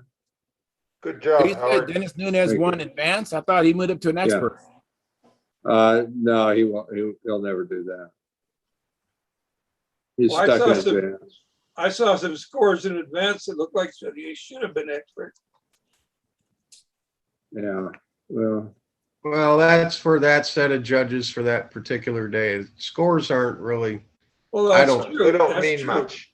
But Yeah, if you I get those agree. kind of They don't scores mean all much. summer, the big boot is coming after you. Is Dennis going to be in It Vegas? doesn't matter. You know what? It doesn't matter. I don't know. Oh, Charles, Dennis comes to Vegas. You and I might be on the bottom of the scrotum pole, man. We'll see, man. We'll see. Hey, I'll be there too, you know. Yeah, Yeah, don't I have let a John- feeling. I I mean, have John a might- feeling that Charles is going to be wearing a T-shirt. John might be wearing that. I mean, John might be shocking the world. Yeah, I don't know. Knock me if I could make the whole pattern. Well, I've been checking airfare all this week. It finally went down from like $500 to like I can get a round trip for like $170 now. Woohoo. Nice. Whoa! Yeah. Did you guys Yeah. hear that? You guys listening to the in the audience? Come on out to Vegas. The flight's gone down. You'll be able to afford to eat, Mike. Trip. Yeah, wait a minute. I had Tom Luciano. I've been messaging with Tom Luciano because he's been kicking around the idea of coming. And he said like he could get a ticket from New Jersey for like $160 round trip or something. Well, Something ridiculous. Come on, Al Fierro. Come on out to Las Vegas. Come on, Tom. I look forward Well, to not seeing you, Al. Tom. Not Al.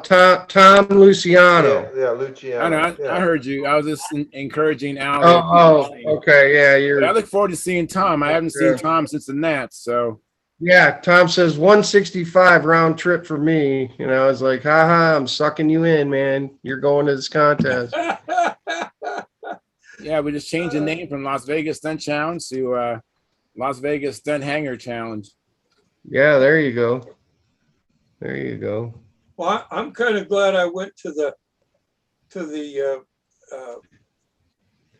ARF, the same plane as you guys are flying, because that way I won't have any advantage over you with having built my own plane and getting the pattern or the pretty points. So we'll all three of us be flying in the same handicap. Yeah. Are they giving appearance points at that contest? If you build it, yeah. They do. Okay. Well, a lot of them that I go to don't. Like Huntersville doesn't have appearance points in advance. Welcome to They the didn't do West appearance Coast. points in St. Louis in advance. Yeah, well, you people are you don't want to hurt the feelings of the little Chinese girls that build your airplanes. So I understand that. And we tend to have flying contests here to see who's the better flyer. Yeah. We really Well, who's the better builder. Even some contests they do, you know, like half points or you get a minimum of 10 for an ARF or something like that. You know, Alan Brickhouse did that at his contest. I think Brodak you get 10 if it's one of theirs, right? If you, at Brodak's contest you get 10 if you're flying one of their ARFs. Oh, very cool. Yeah, we always say, hey, I went to a flying contest and an art contest broke out. ARC contest? Art. ARC, yeah. Oh yeah, I know that game. Yeah. I have a comment from Brent Williams. Brent Williams says there's a strong possibility that I'll be attending the Las Vegas contest. Outstanding, Brent. All right, Brent, look forward. I know, Brent, I don't think we've ever met. So that would be awesome to meet you, Brent. Because I've been, I bought a couple of handles from you, so it'd be neat to meet Yeah. you. What, Brent, the what big class question is, do you they fly? could be running Gordy's old Pathfinder.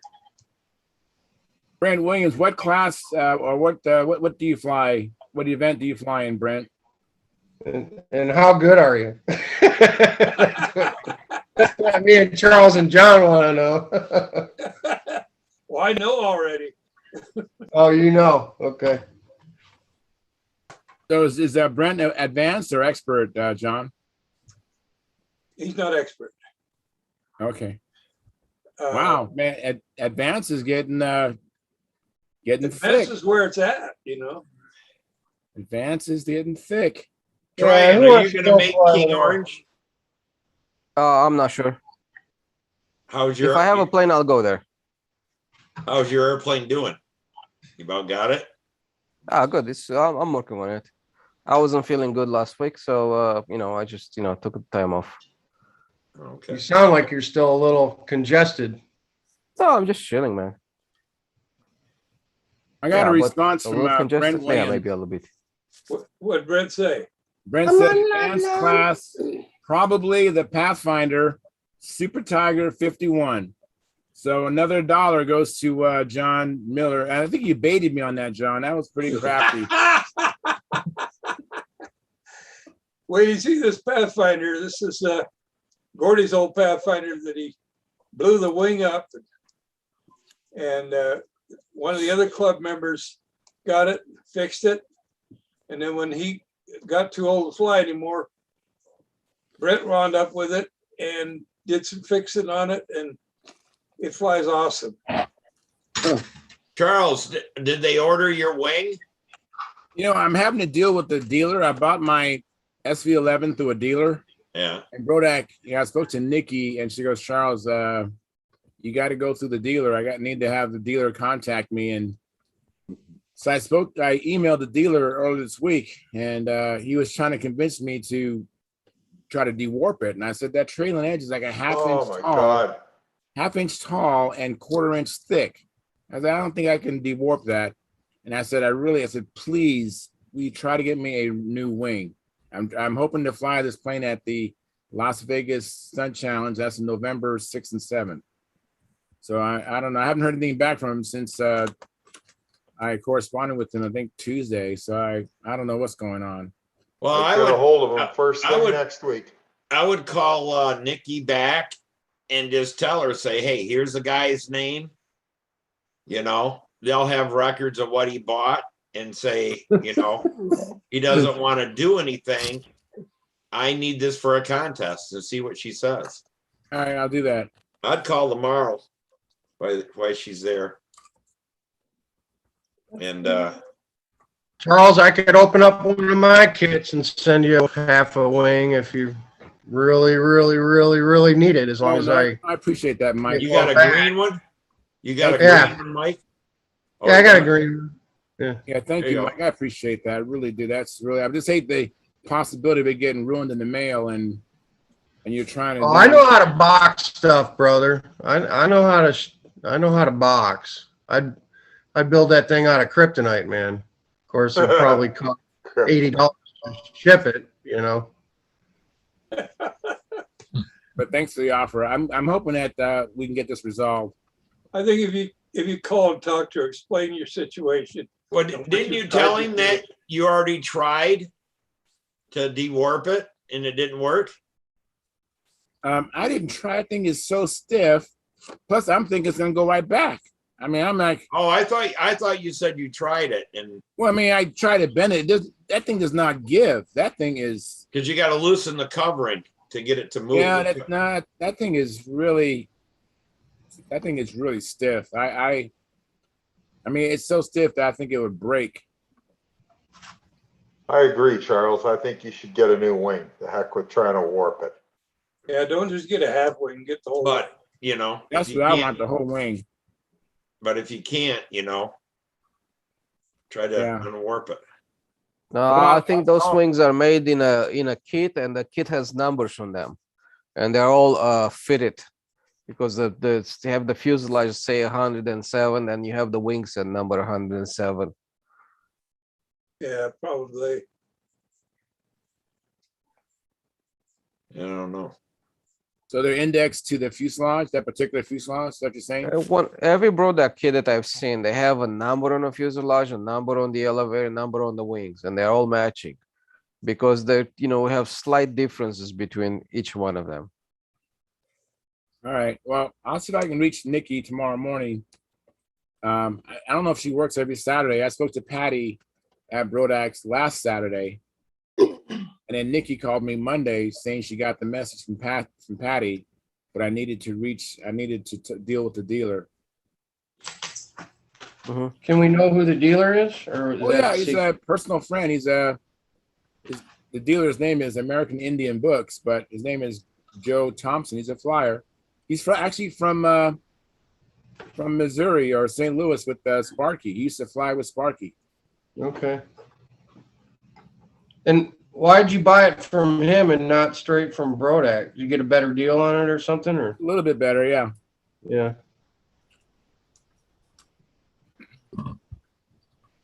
Yeah, you might have to deal with him now. And it helps him. He's like we don't have a club, but we kind of loosely affiliated. And if he keeps enough business going, he can maintain his dealership status with Brodak. So whenever we can, we try to buy through him so he can keep. You have to do so much business every year to maintain that dealer status. Yeah, that's the same thing we do with John Paris. I could talk to John and see if John can do something because he's a dealer too. I don't know if he can. Hey, Dennis, thanks for coming in. Hey, buddy. Oh, Dennis is here. I can't see him.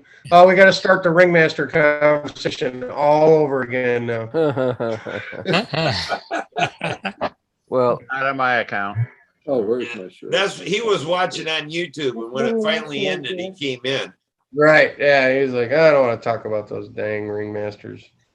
well, I Did you want to get your say something microphone about it. fixed? I want to say something about like when you guys were talking about CGs, you know, and I mean, you can have 100 remasters. They're all different, right? I mean, some are heavier, some are lighter, some are, you know, have more doublers or whatever, you know, different modern. But CG will vary from plane to plane, I think. I mean, I don't think there's a magic bullet for all the planes that if we put the CG here, it's going to work perfectly. Oh, but there's a ballpark and a starting point. Yeah, there's you a know. starting Yeah. point you want. Yeah, I mean, just yeah, that's the starting point. But Yeah, but and if you want to fine non-flapped tune it, A non-flapped airplane is usually right around between 17 and 19%. yeah. But you know, it's what I want to say is like what I've noticed is that CG position. If you want to tune the CG on a plane, the two things happen with a CG: line tension as well as the turn of the plane, right? So if you have the CG too far back, you will never get good line tension, right? If the CG is forward, you're gonna have good line tension, right? But the forward CG is gonna take away from the turning ability of the plane, while the aft CG is gonna add to it, right? So the idea is that as you fine tune the CG, say you start forward and move it back a little bit, move back a little bit, just be mindful about the how much line tension you have with the new CG and how well it stays on the lines and how well it turns. And I guess it's just also a matter of personal preference. Like some people like a lot of line tension and crank the handle, or some like lighter, you know, a lighter touch to it or something like that. But I think if you have a nice, good line tension, which means it stays on the lines pretty much everywhere you put the plane and doesn't complain too much, I think that's, and with a good turning ability, you're Well, it in a should be if decent you move your place. CG back, you should get more line tension, right? Because you have more rake No. on the airplane, No, unless you go No. too far. no. It's, I mean, it's aft CG is going to give you less line tension. I guarantee you that. An aft CG is going to give you less line tension. Now, if you have a heavy plane and you want to dial in how much it pulls on you, you know, you can definitely just play with the CG and detune the line tension, you know, per se, you know, with the CG, and then you can adjust your lead outs to have the plane stay on the lines after that, you know. So kind of like, you know, I don't know, Tryon, I think I'd have to go with it, you know, the FCG and the line, you know, and the line position to generate the line tension. If you sure. I mean, you must, yeah, if you're worried about line tension, I think you can get, move the lead outs back and restore whatever your yeah. rate was and everything like that, and then you'll be Yeah. happy. No, that's besides that. I mean, for any CG you choose, you're gonna have to adjust your lead outs, right, to get the maximum performance out of the plane.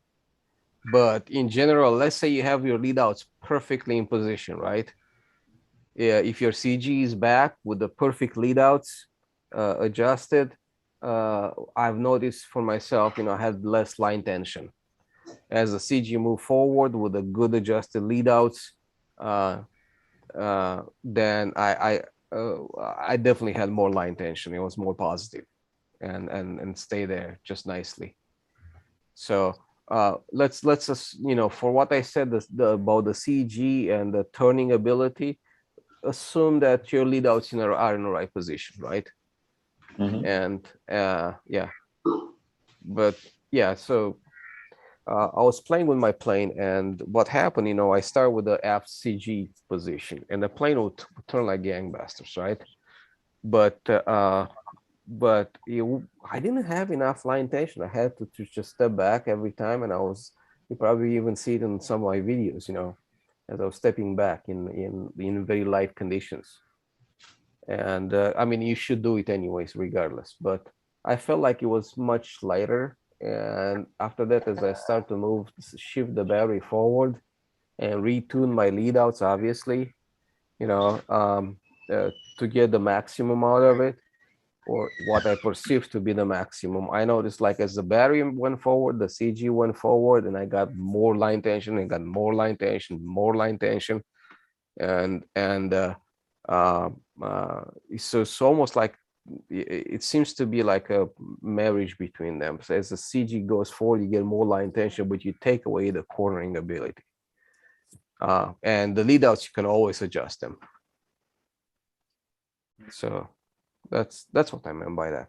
So that's very interesting, at Tryon, because when I was flying the Chipmunk, I was trying to get the plane to turn quicker, turn better, and so I actually moved the CG, back, and I did lose line tension, but I was more focused on getting the plane to turn. Yeah. So that's yeah. Exactly that, Charles. That's exactly it. But you have to play with it. Maybe a little bit more, maybe a little bit less. Try this, try that, and see what you like. Maybe okay, I have more turn, but I don't have the line tension. Maybe the true, it's what I like more is somewhere in between.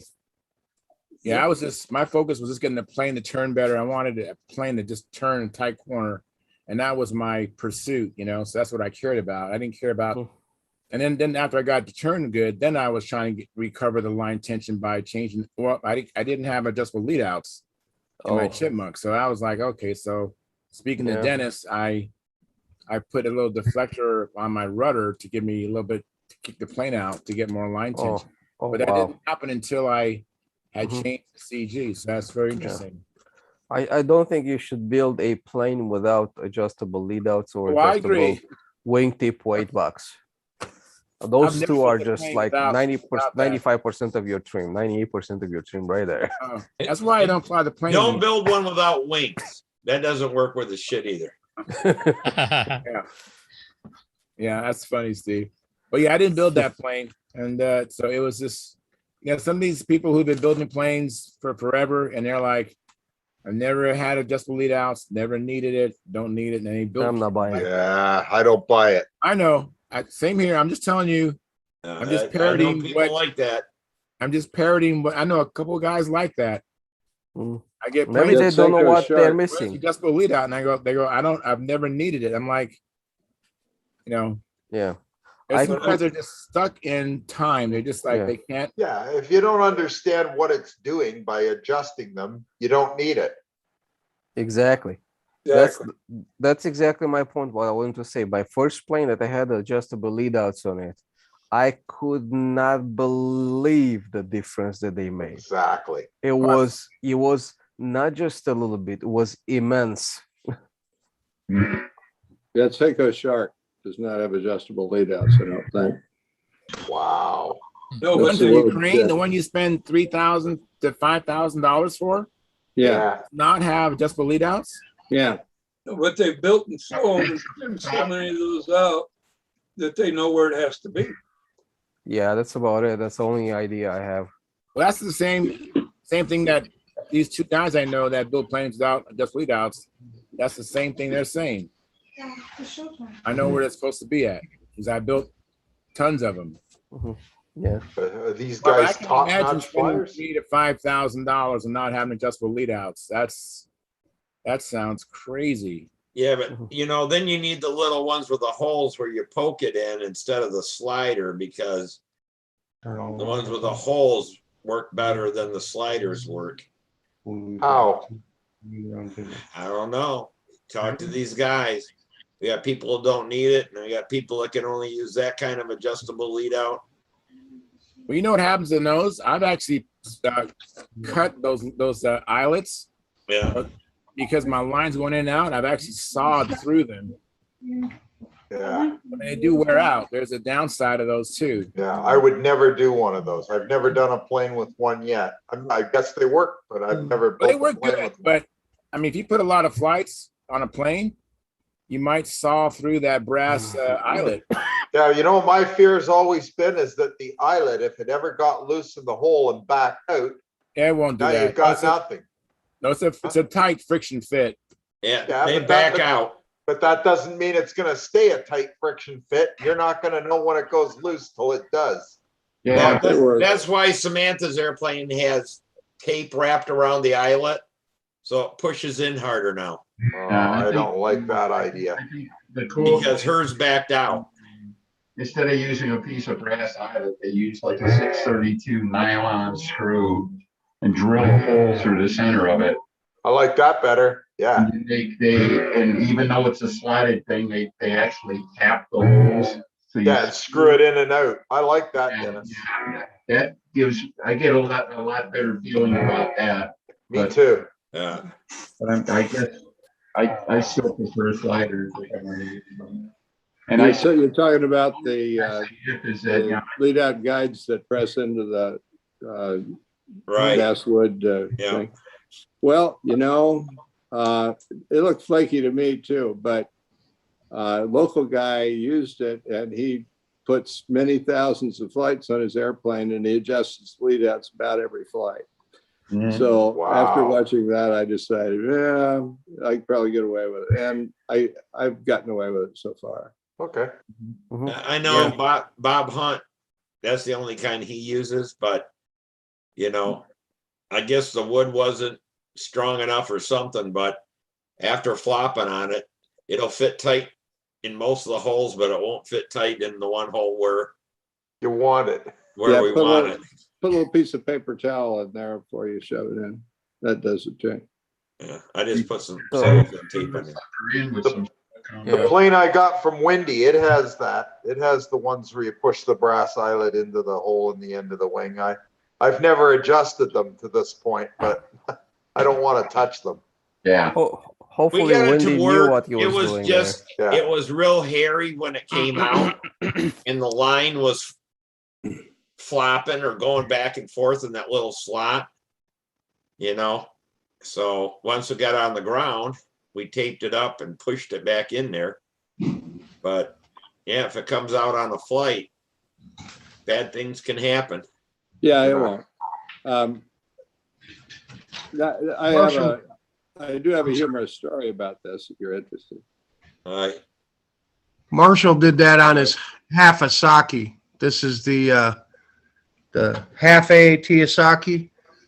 I think that's what you guys are talking about. You can pull the eyelet out and then kind of plug it in where you want. Yeah. Yeah, I think when I find the sweet spot, when I finally do find this plane, they're going to get a drop of CA on them because they're kind of rolling around like a beer can in the back of my truck, Yeah. That slot is pretty big because my slot is pretty small. So I have the slot and I have the holes, and it really can't. Quit bragging, Charles. I'm just telling you an observation. Oh, I want to hear the rest of Howard's story. Yeah, I want to hear the Howard story too.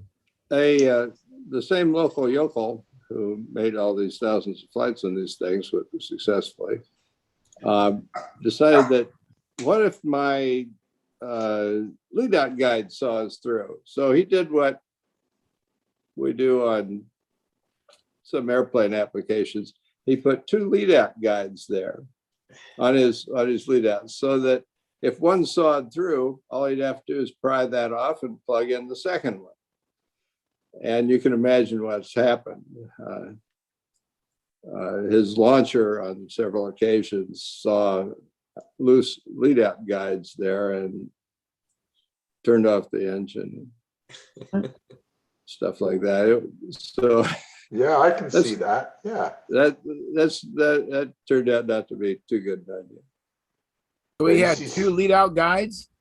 Yeah, 2 lead out guides on the lead outs. Yeah, I get it. On each lead out. One just floated there and was waiting. If the other one failed, it could be pushed into place. Oh wow! But the lead outs went through both of them, right? Yes. Yeah. I'm trying to visualize this. Yeah. It's the thimble. He had 2 thimbles on it. One thimble he could cut off and push back in the hole. Yeah. So push the new and make the hole.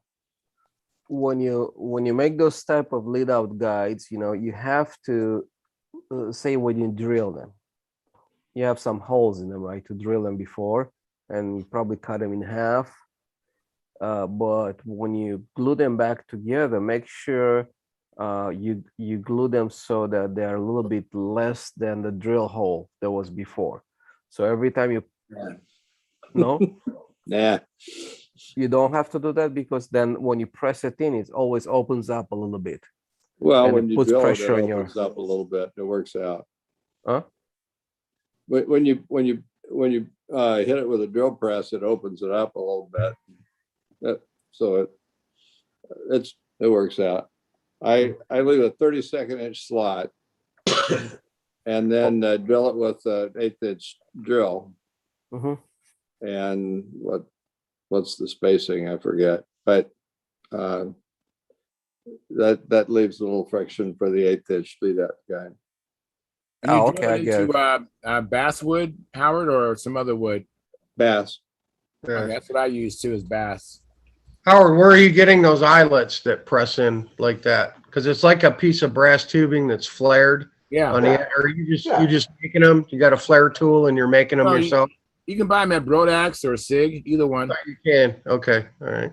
I got about Who's the guy with the game farm who died recently? Lived in the southeast somewhere. He died with the what? Game cloud, you said? Game farm. Game farm. Okay. I forget his name. Anyhow, he had some plastic ones made up, and Paul Walker had some. I stole a couple from him. Then he gave me a pair, and I said, "Oh, you don't need to give them to me. I already stole them from him." And they've been going for a long time now. Yeah, Bob Hunt that's gave me some. Are they made out of Delrin, or are they made out of Yeah. plastic? they're I don't Delrin. know what plastic it is. Yeah. Phil Cartier has those, Howard. Okay. Same. They look just like the brass ones, Yeah. but they're either nylon or Delrin or something.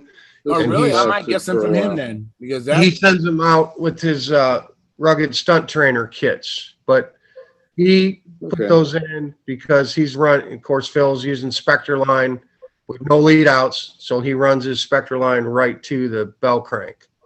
And he said Oh.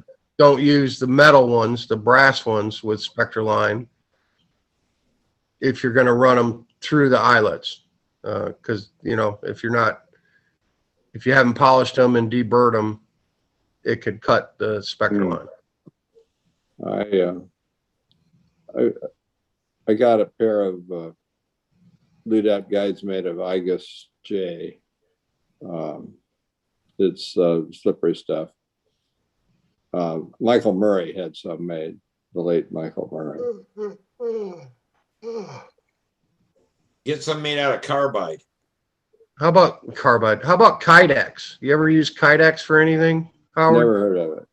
Never heard of it? I never heard of it either.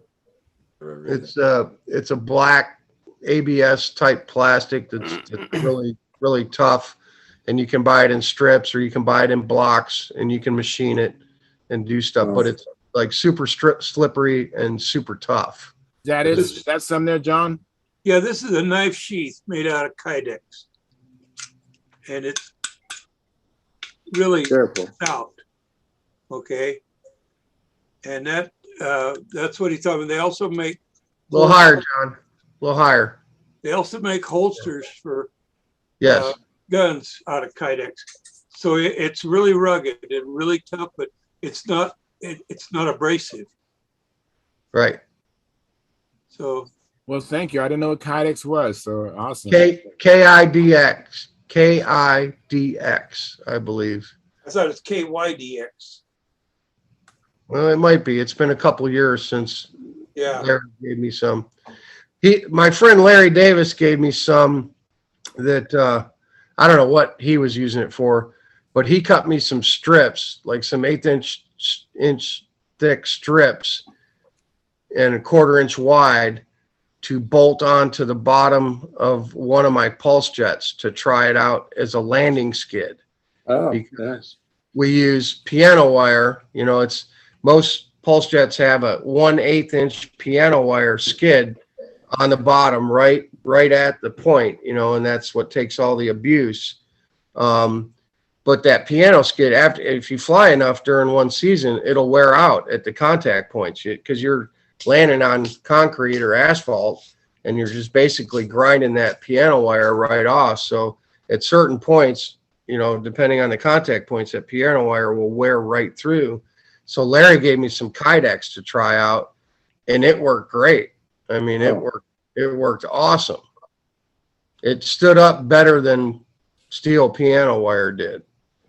Use titanium because the sparks look cool. Sparks look cool. Yeah, that would be really cool, sparks. Now to get it to glue, you have to scuff it up and then use epoxy, or you could use CA or what? You can, it'll hold epoxy. You can glue Kydex. Yeah, you can use epoxy on it.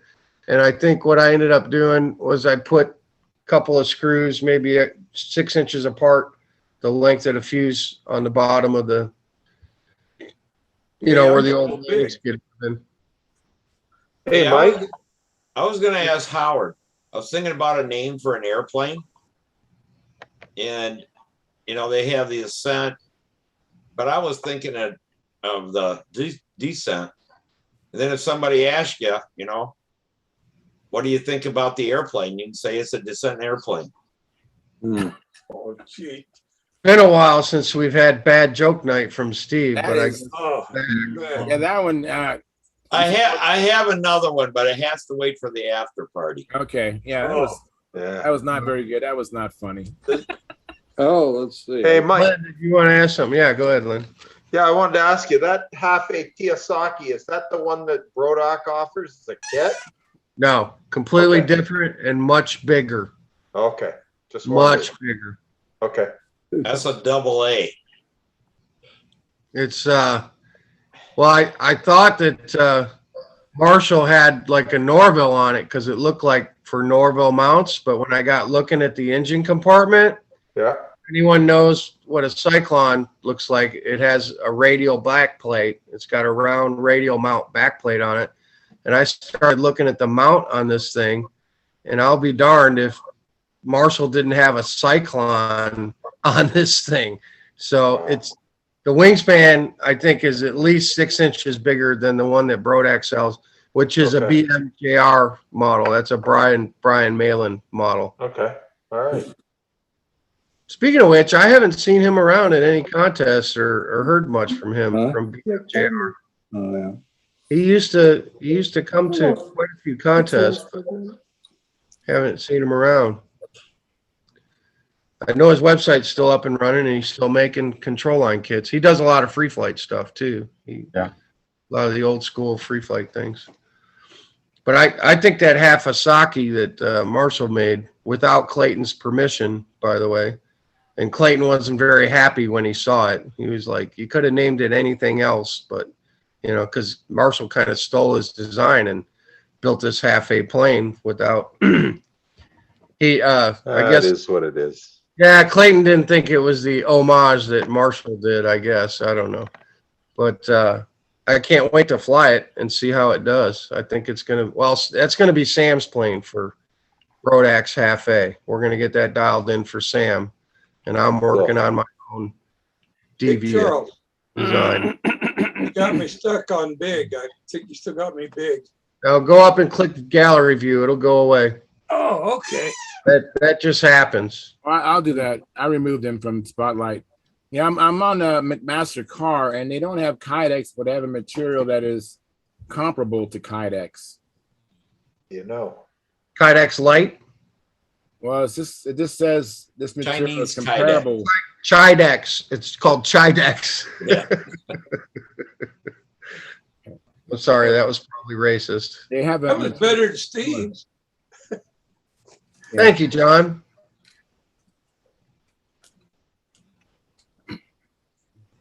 Tryon, did you ever get your Prowler finished?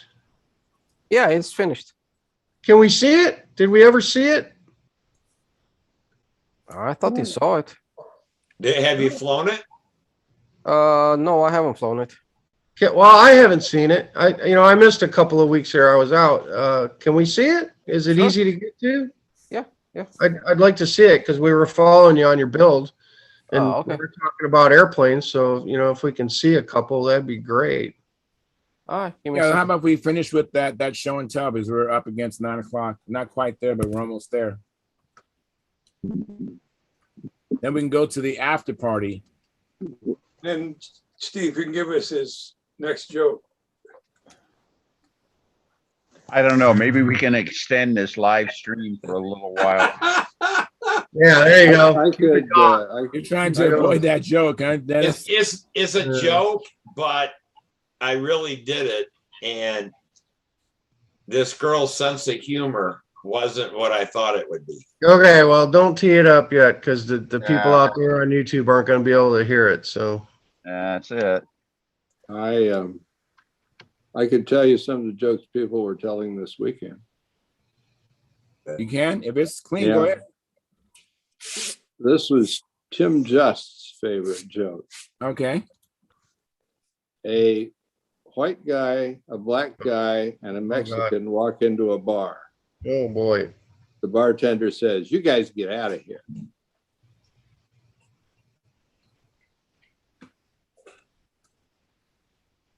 Oh, that's it. Yeah, because That's they're all it. going to start. They're all going to start bitching at each other. I get it.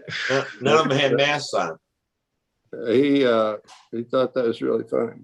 I got one that's right along that line. Well, you guys, let's stop these jokes. Let's wait till the after Yeah, party. yeah, yeah.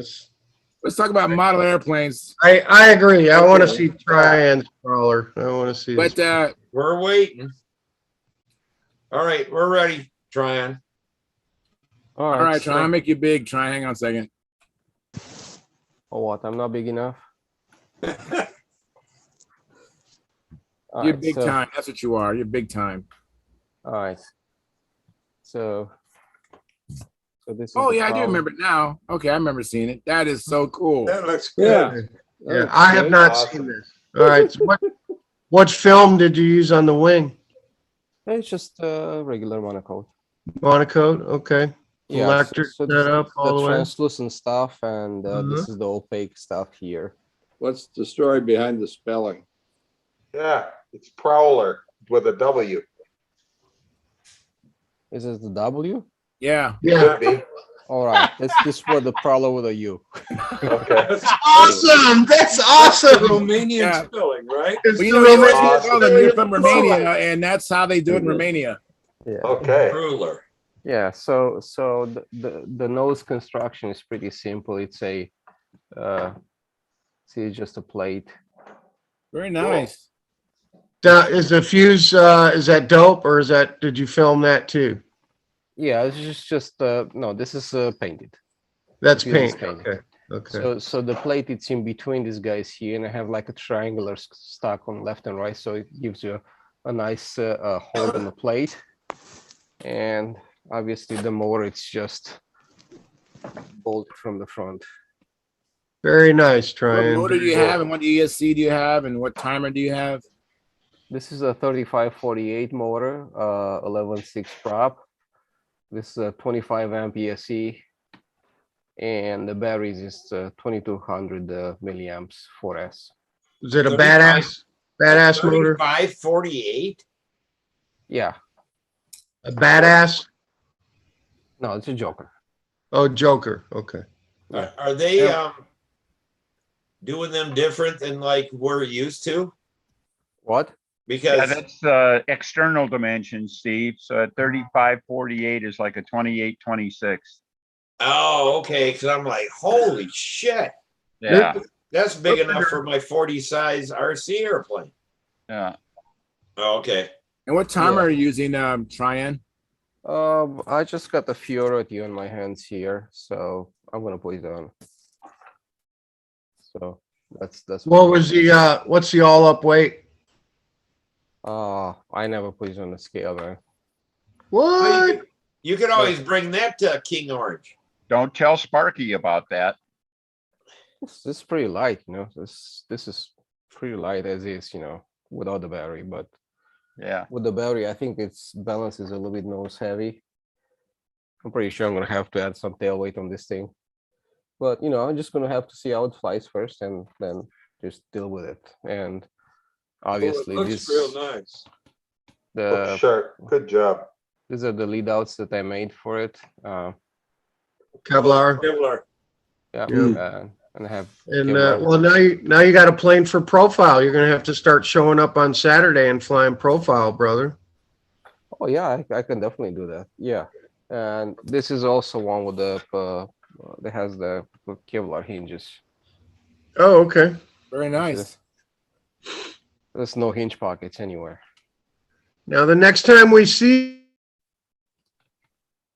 So yeah, very nice. Speaker went out, Mike, if you can hear so, us. so this was the lesson that I had in one of the lessons I made a long time ago. I said what I said, just pick something for the fuselage, and in this case, it's just a stripe with that checker looking kind of thing, right?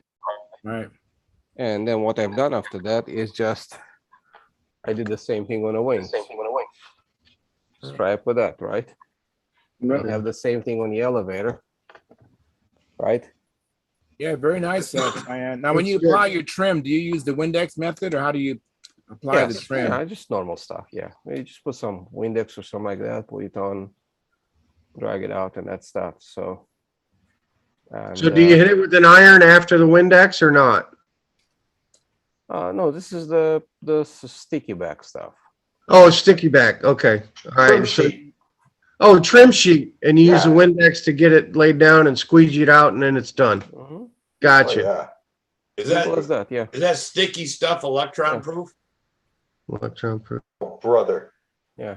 Well, we I think don't want the stuff coming off. I think I broke up. I had a bad internet connection, but there better not be a W on that thing the next time we see you at the contest. You need to leave it just how it is because it's awesome. I agree. You need to leave it. You need to leave it. Tryon.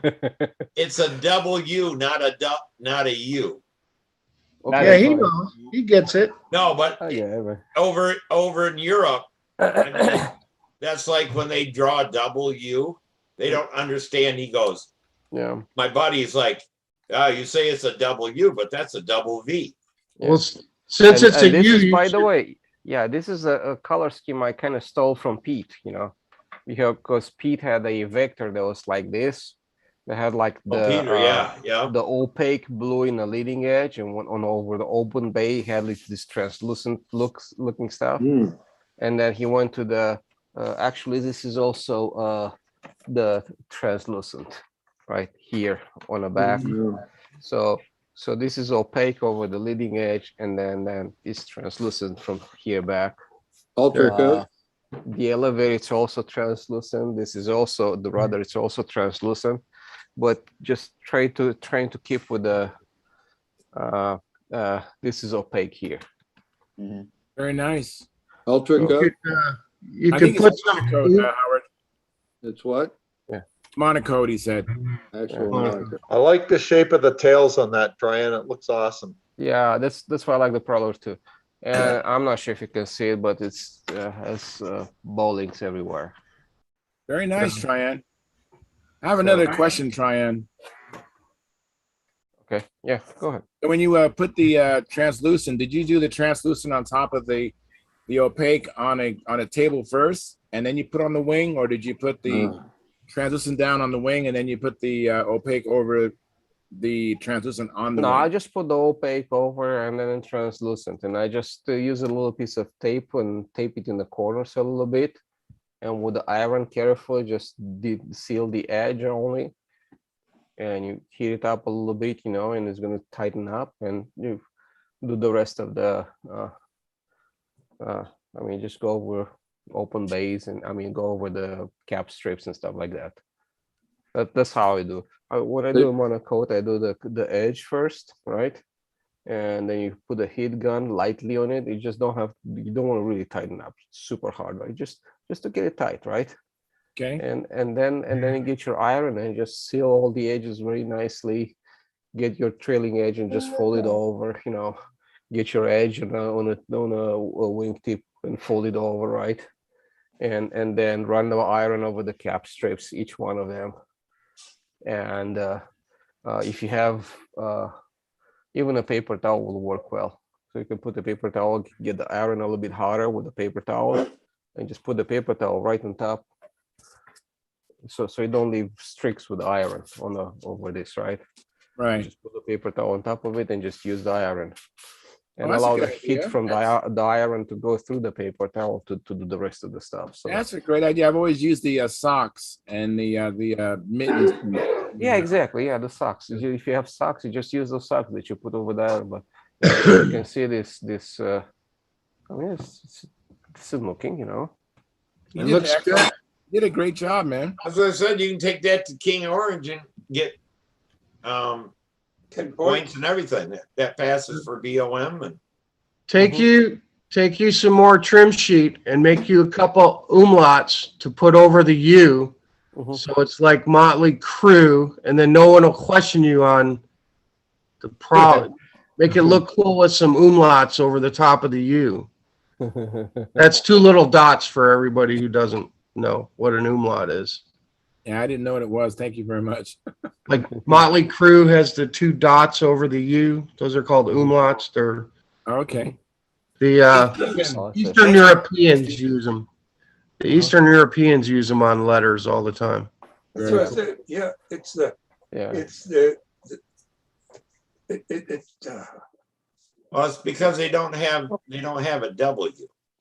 Yeah. So a couple of things I've done on this plane is that usually I think the original Prowler had like a fully sheeted wing, and and I just decided to just go with the just ribs and the cap strips on top of them. And what I've done, I did build the trailing edge, the cap strips, and the leading edge before I sheeted the wings, and then I apply that to the wing as a one-piece kind of deal, right? Another thing I've done underneath the wing here on the thickest part, there is a 1/4-inch strip of carbon fiber underneath it. Unidirectional carbon fiber? Yeah, unidirectional. It just goes like this. Not the matte carbon fiber, the unidirectional. No, the unidirectional. It's unidirectional here. And that's about the only thing where I just kind of walked away from the kit itself, other than the fact that the plane was built for a IC motor. Yeah. So I did take the hardwood out of it. So there's no hardwood in here, just the balsa wood. And no doublers. And actually the doublers are 1/16 of an inch plywood. Right. So I did thin them out, because though we have no vibration, it doesn't make any sense to make it any heavier than it needs to be. So you have the battery in line with the wing? Huh? Battery and engine and motor is always in line with the wing? Yeah.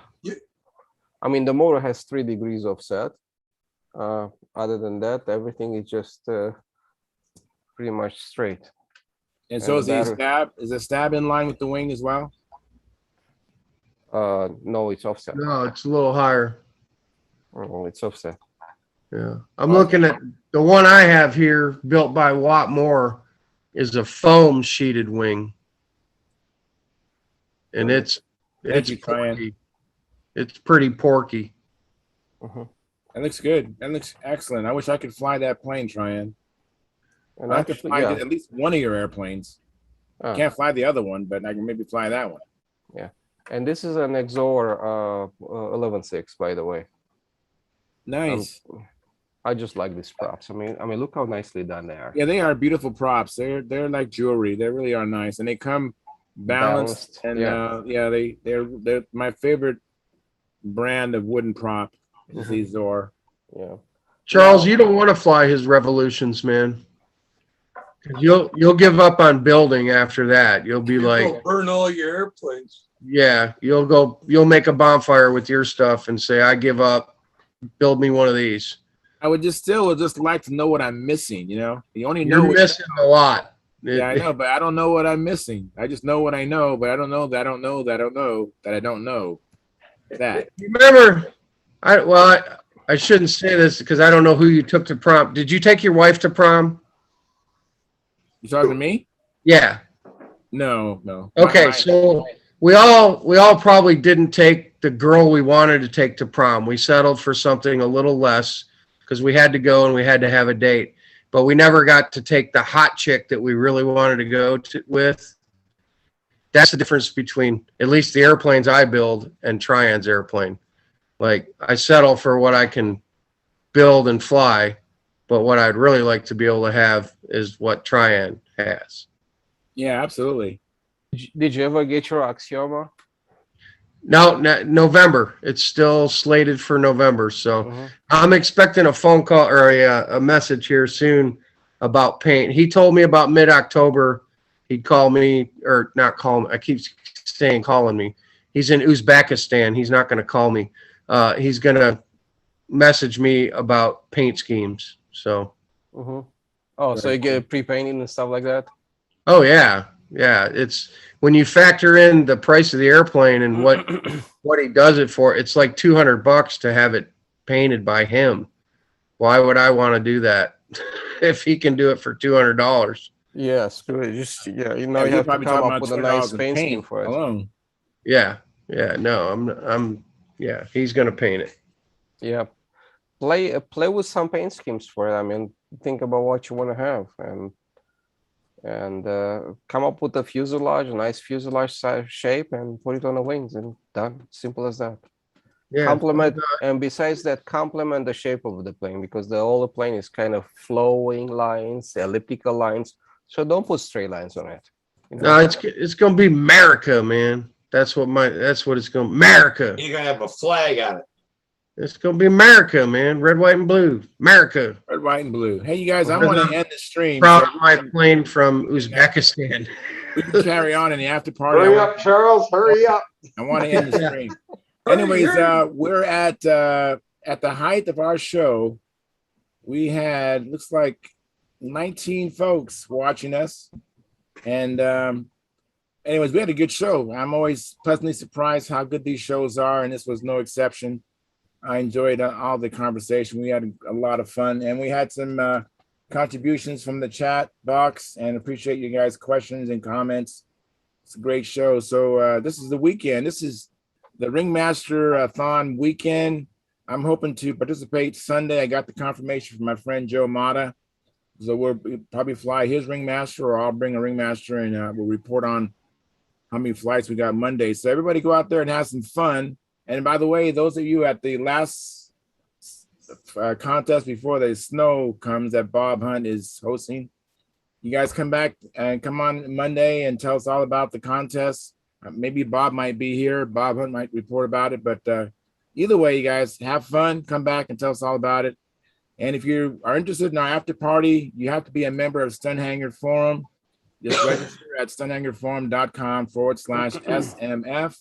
And Sparky will get around to approving you, and then you can come on into the link and the following after party. So until then, oh, and by the way, we have no chat revenue.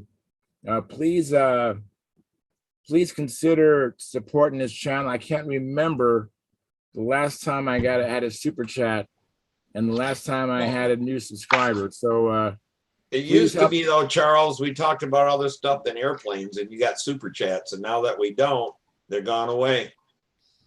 Well, whatever it is, please consider supporting us. You know, it does make a difference. Sparky is upfront paying for a lot of stuff.